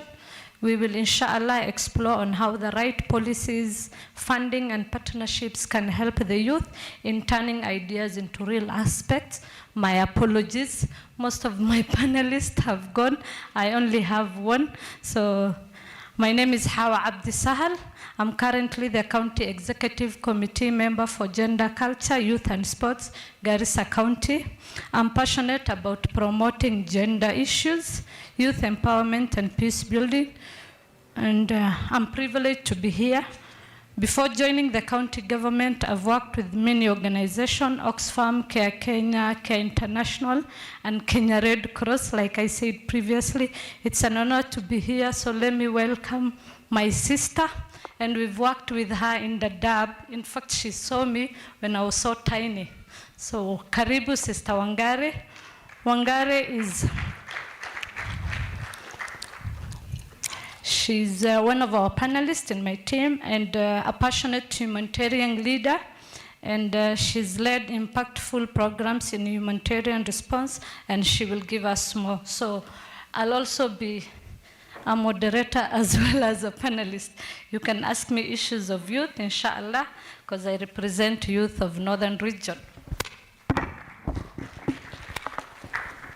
Thank you, Waziri. Let me start with my panelists before I come to your panelists. Mr. Wasonga, these people want to go for lunch, please. I want to ask you, there have a lot of conversation about youth, and nothing is happening on the ground. What are the key skill gaps limiting youth participating in innovation ecosystem? Okay, thank you so much. First of all, I'm Alex Wesonga, and it's an honor to be here. So in regards to your question, the gaps, I would really say it is, first of all, is skills mismatch. This is whereby you find most of our universities are measuring, whatever we're being taught is just theoretical. Someone is doing his undergraduate course for 4 years, but the practical bit of it is nowhere. So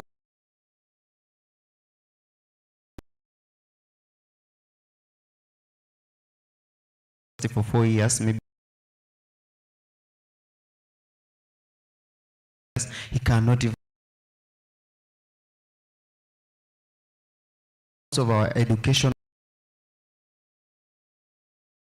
tertiary levels is mainly based on a theoretical aspect. We need to shift from that to go to practical bit from the lower levels up to the upper levels. Thank you. Skill mismatch. I did a podcast with Dr. Kingori a few months ago, and I said, degree is just a paper, skill up. And last week, 2 weeks ago, I was at Garissa University, and I had to apologize. I said, degree is not just a paper, it's a receipt to show that you have been in class for 4 years, nothing else. And I'm not apologizing again. Thank you so much. So please, let's get some skills. Go to TVET.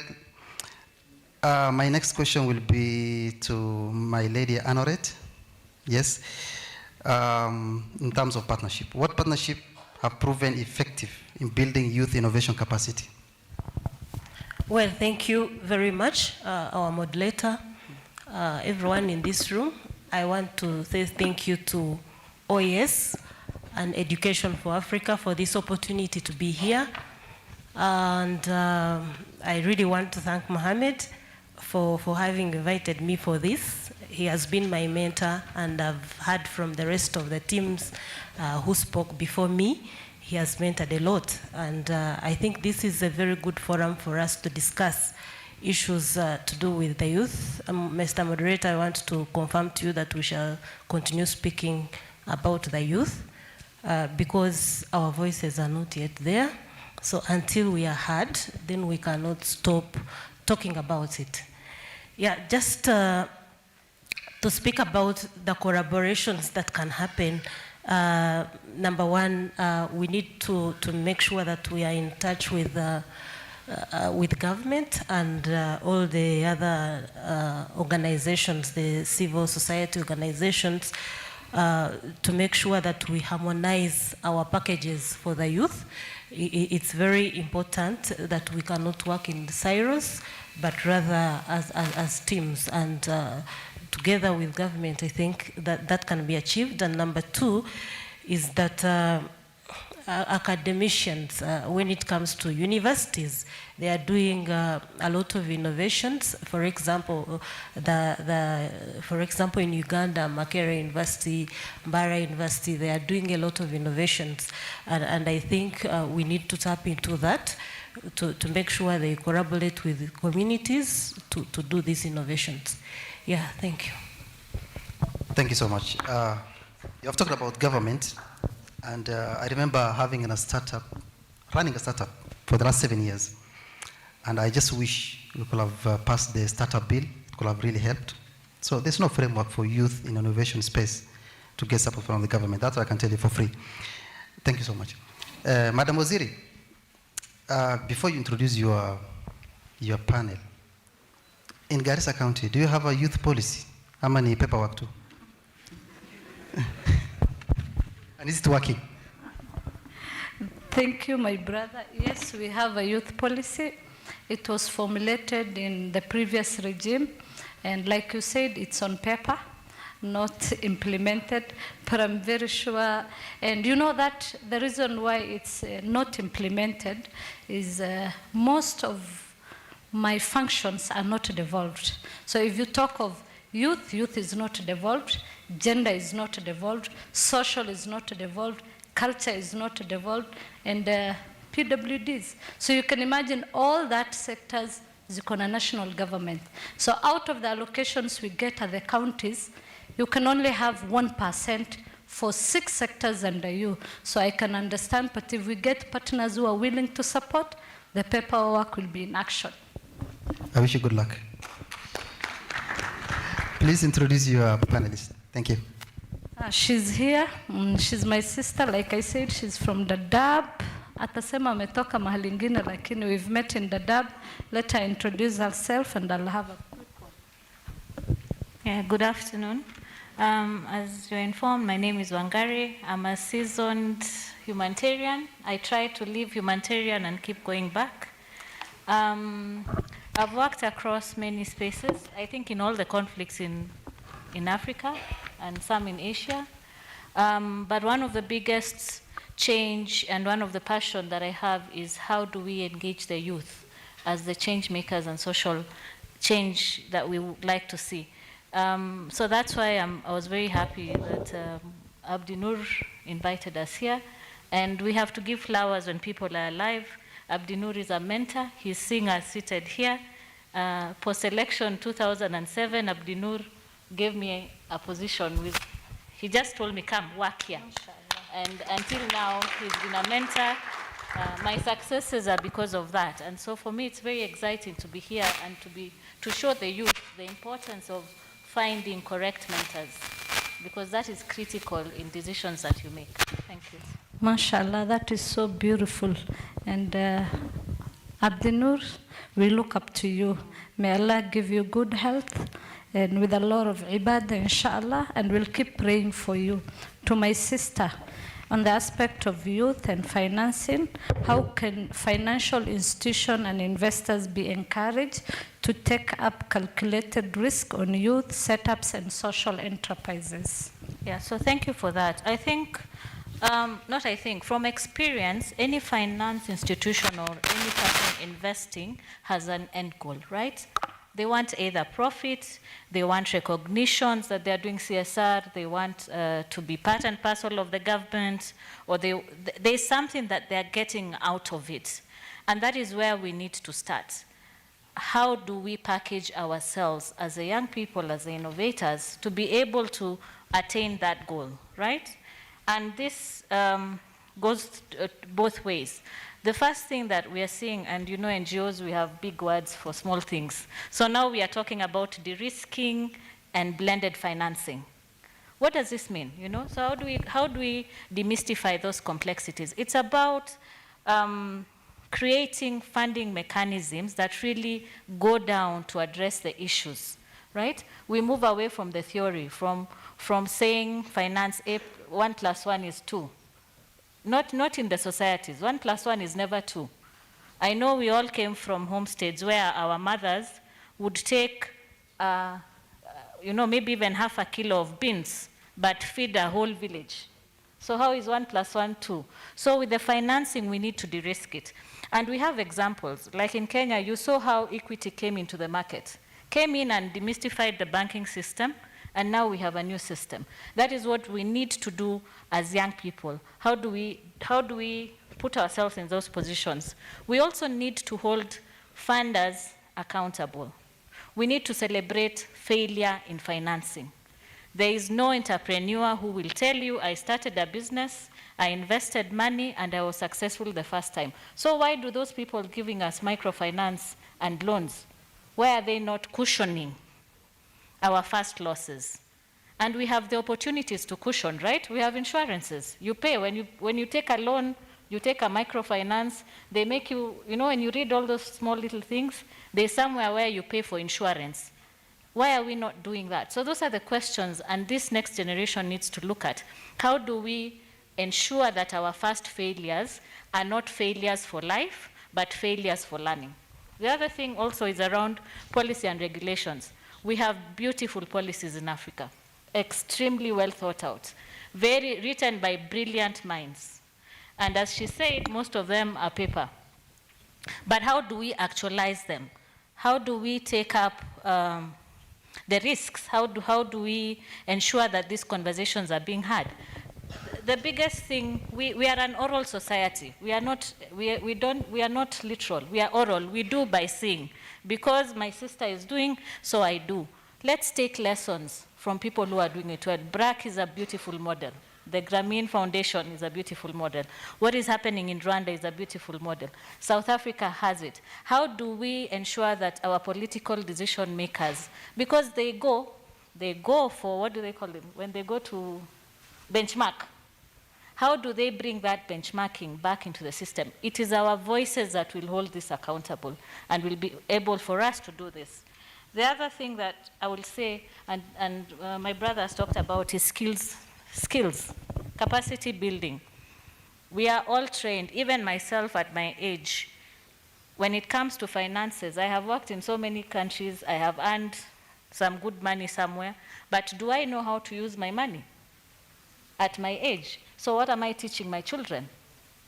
As investors, as innovators, do we have the skills to really do capacity, financial sustainability, and scale up? We know how to produce 3 liters of soap or 10 sacks of briquettes. How do we make that 1 million? Where do we get those skills? So it's back to the regulators and policy makers to ensure that our TVET, it is really good that we are focusing on TVETs, but not just to focus on the skills, but also the other supporting ecosystem that allows it. And with these spaces, then we go back to what I said in the beginning. Me as an investor, I will see the business end of why I should put my shilling into what the youth are doing. Thank you. Thank you so much, my sister. And our take home is, she said our first failure is not for life, but for learning. I hope you will all take that. And just to give you a small example, I love picking realities. So back in Dadaab, I once saw a refugee boy, 17 years old, and he's earning 12,000 a day. It's not a small money if you calculate it a month. So I questioned him, and he told me he has done photographic, he's done plumbing, he's done electrical. Without taxation, he takes home at least, if he doesn't work, 12K. So you can imagine how much skilled work can give us. So wherever you are, the collar job is not enough, my brothers and sisters. And for the ladies who are here, let's fight for our space. You've seen the way she was giving the information and everybody was awake. Let's fight for our space, inshallah. Salaam alaikum. Thank you, Waziri. Please clap for the ladies. Come on. Dr. Abdinur, it's like you have employed half of this room. So after this session, you have to employ me. Do you want to go for lunch? If you want to go for lunch, say aye. If you don't want to go for lunch, say nay. Nays have it. Let's continue. One more question, one more round of question. You've talked about skill gap, of which I make a lot of noise about skill gap. So how can education, I have my doubts, training and mentorship program bridge these gaps, especially the skill mismatch? Like whatever the university teaching has nothing to do with the skills or the talent required by the market. How do we bridge that gap? Okay, thank you so much. I think to solve this issue of skills mismatch, I think our curriculum needs to be very clear and objective. First of all, I think it could be better if whenever maybe a certain module is taught, there should be a practical session for it. The general answer to this solution is let our curriculum be very objective and let this practical bit be introduced from the lower level. For example, under And this can be a very good suggestion. For example, there are schools that are specifying for STEM, the business and whatever, like what the CBC curriculum is trying to do. So for example, when a school is specified for STEM, at that level, a learner maybe he's doing engineering. He is being exposed into this space at an early age, so that whenever he's reached at this higher level, he has the experience, he has been taken through that space for quite some time. So these are not new things whenever he reaches to this higher level. Yes, our curriculum needs to be very objective. For example, people who are doing STEM, they should be like what the CBC is doing. When he or her finishes the junior secondary school, she advances to the either STEM school. So hapo hivyo wanapata the practical bit of it at that early stage. Yes, thank you. So my question is, that lecturer at the university. Before you question him, I wanted to come in. My apologies. Oh, sorry. Some of us are doing, or we do courses that are, as in our parent-based courses. So we are the next generation. Let's not force our children on what they're supposed to do. Like a good example, and Allah ya Rahma, my dad made me do pharmacy. I did it for 2 years, I dropped, did marketing, I dropped, and later on I started doing disaster management, peace and conflict. So my advice is we are the next generation. We will have a lot of children, inshallah. So let's allow our children to do what they love. In that way, maybe someone can choose a career and can prosper in it. Let's not force them. Thank you. Back to my question. That lecturer who is teaching you at the university, akikosa kazi, if he's sacked, does he have the skills to go outside? Because we need to ask ourselves some serious questions. Because I almost became a assistant lecturer when I did my master's. You do your master's, you do your PhD, and then you become the lecturer. So you don't know what's happening outside there. You're only in photocopied books. So even if we change the curriculum and the lecturers are the same, those who photocopy the books of 19, I'm sorry if there's a lecturer here. So do the lecturers themselves have the skills that they need to transfer to you? And this is something that is funny. Whenever you come across your colleagues and saying that your lecturer who is teaching you, for example, mechanical engineering, or let's say civil engineering, whenever you take him to the field, he's not capable of doing such. It is so funny, but I think that's where the practical bit of it needs to come in. Whereby we need to have as Madam has said, capacity building sessions in these focal class sessions. Whenever we can have, like in this case, we have youths from the Asian continent. We can see what this institution is doing and what we are doing. So that at the end of the day, we can have a conversation and see this University A is doing this, University B is doing this, and then we can co-interact and do these things together so that our skills can align. Because you find like in a situation whereby you say, whenever the lecturer may talk, like, are you sure he akona skills zenye anakupatia? The practical bit of it is what is required than much of theory that I presume it takes a lot of your time, but ukitoka nje unapata you don't have the skills that are required.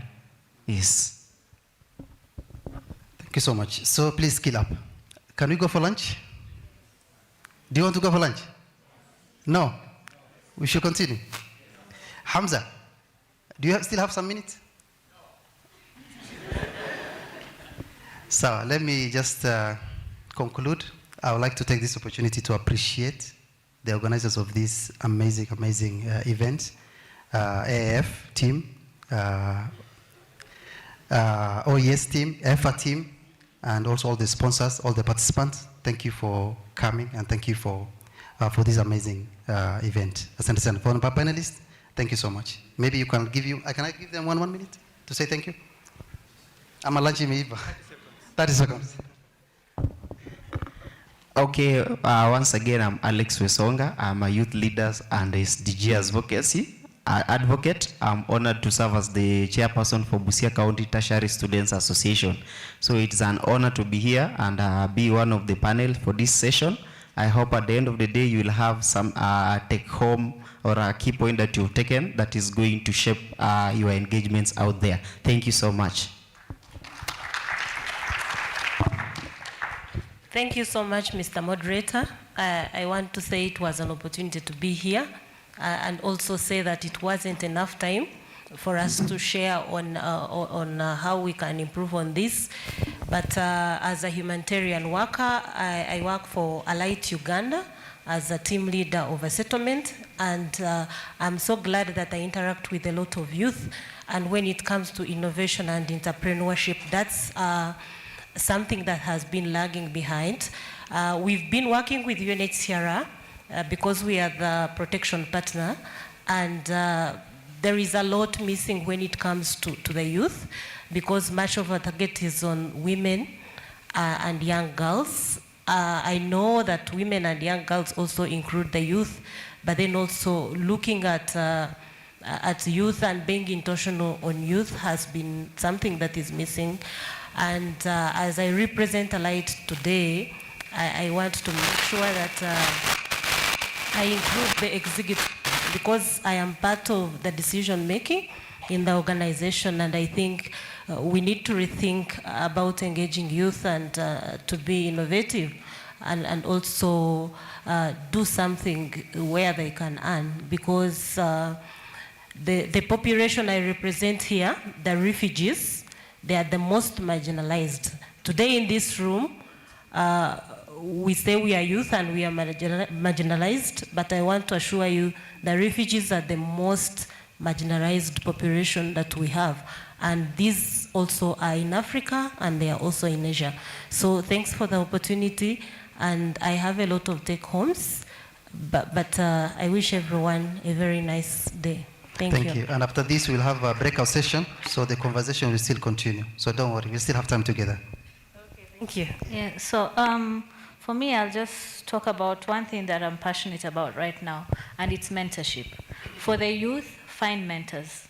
And find mentors who are not there to tell you, good job, well done, you're excelling. Find mentors who will challenge you and ask you, why not? Why can't you do it like this? And for those ones who are youth at heart like me and a bit on the other end of the 40-year-olds, it's time for us to rethink how we mentor. We are experts. We don't bring the mentorship back home. We leave mentorship in the office. These young people are in our communities, they're in our homes. Mentor them with the same skills that you would want, and be open. Don't just, don't mentor. I remember my initial mentors would just tell me the good stories.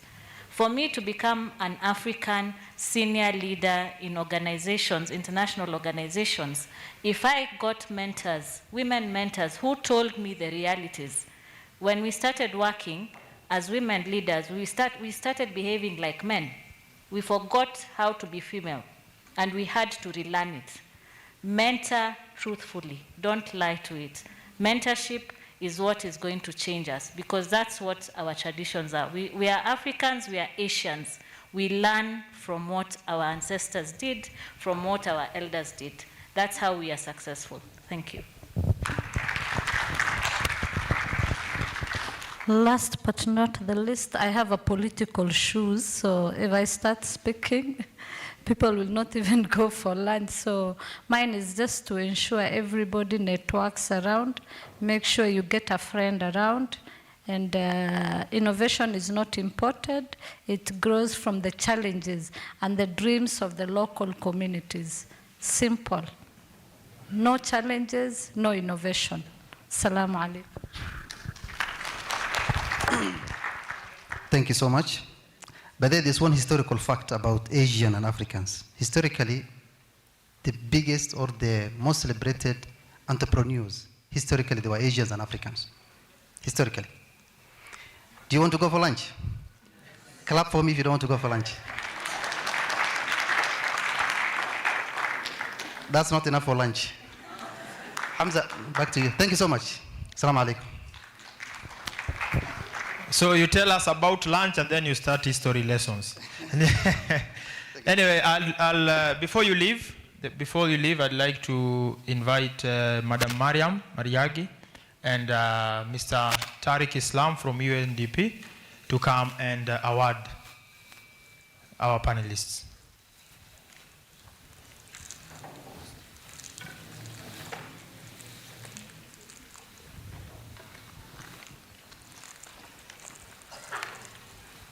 Step forward, please. Please come here. And the one will be, and then we can have a group photo after all of us have been awarded.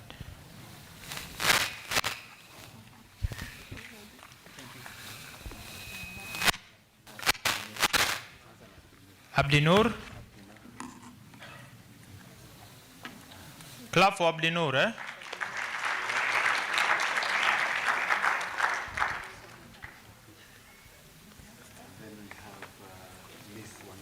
Miss Wangare.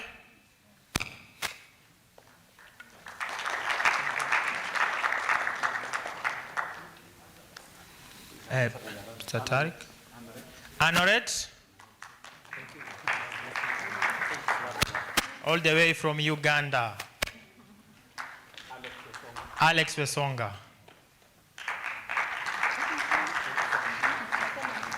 So good to see young people on the podium. Hawa Abdi.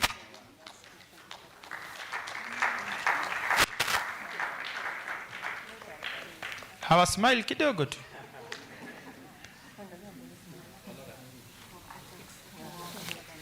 So we can have a group photo, please.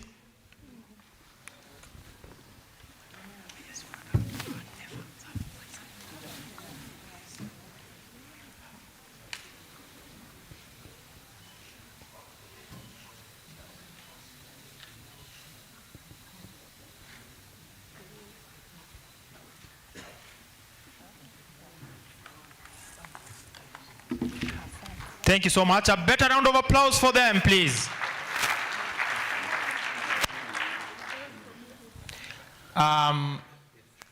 EFA, we will have an award from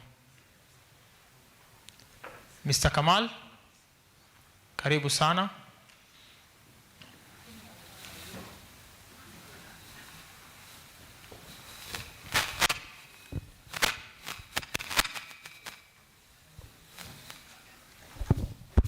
Yeah, we just want to say thank you for our co-hosts, Education for Africa, on behalf of OS Global Foundation. And I would like to call Sheikh, the board, okay, please Sheikh, and who else? Yeah, please join us. Thank you so much.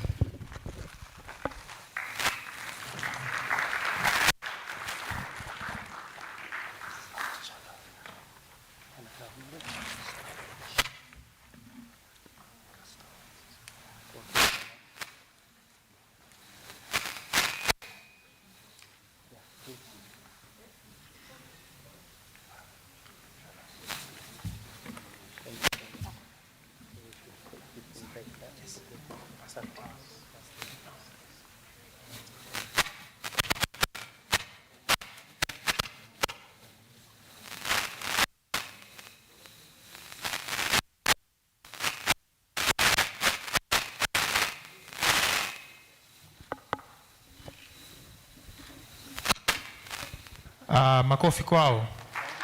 Education for Africa, doing an amazing job.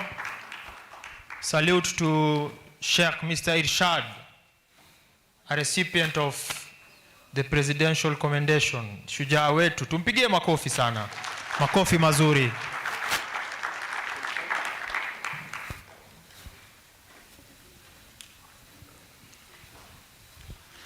So, like Abdinur, I'll not ask, do you want to go for lunch?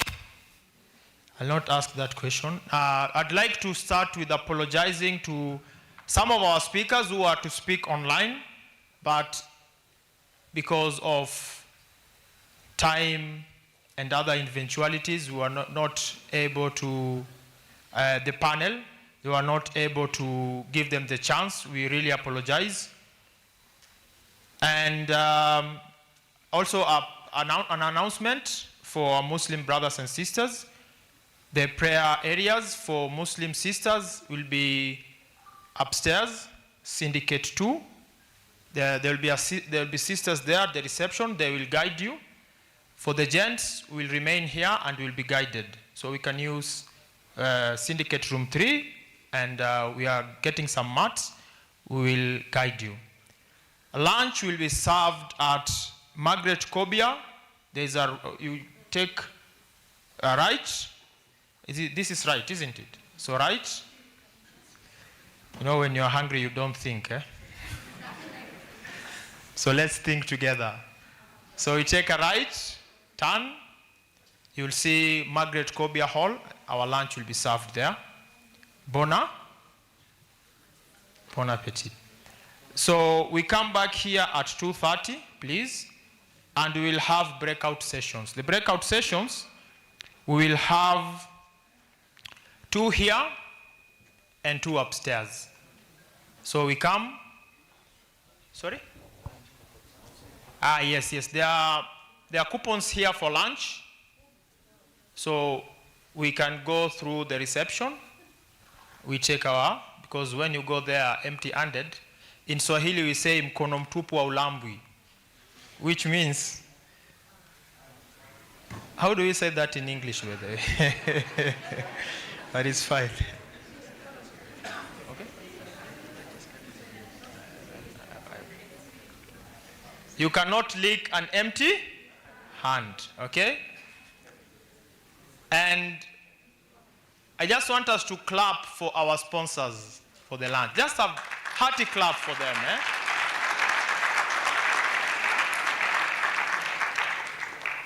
UNDP Somalia, and I'd like to, since we started, I've not had a hearty clap like that one, but it's fine. Thank you so much. Let's meet here at 2:30. Asanteni sana.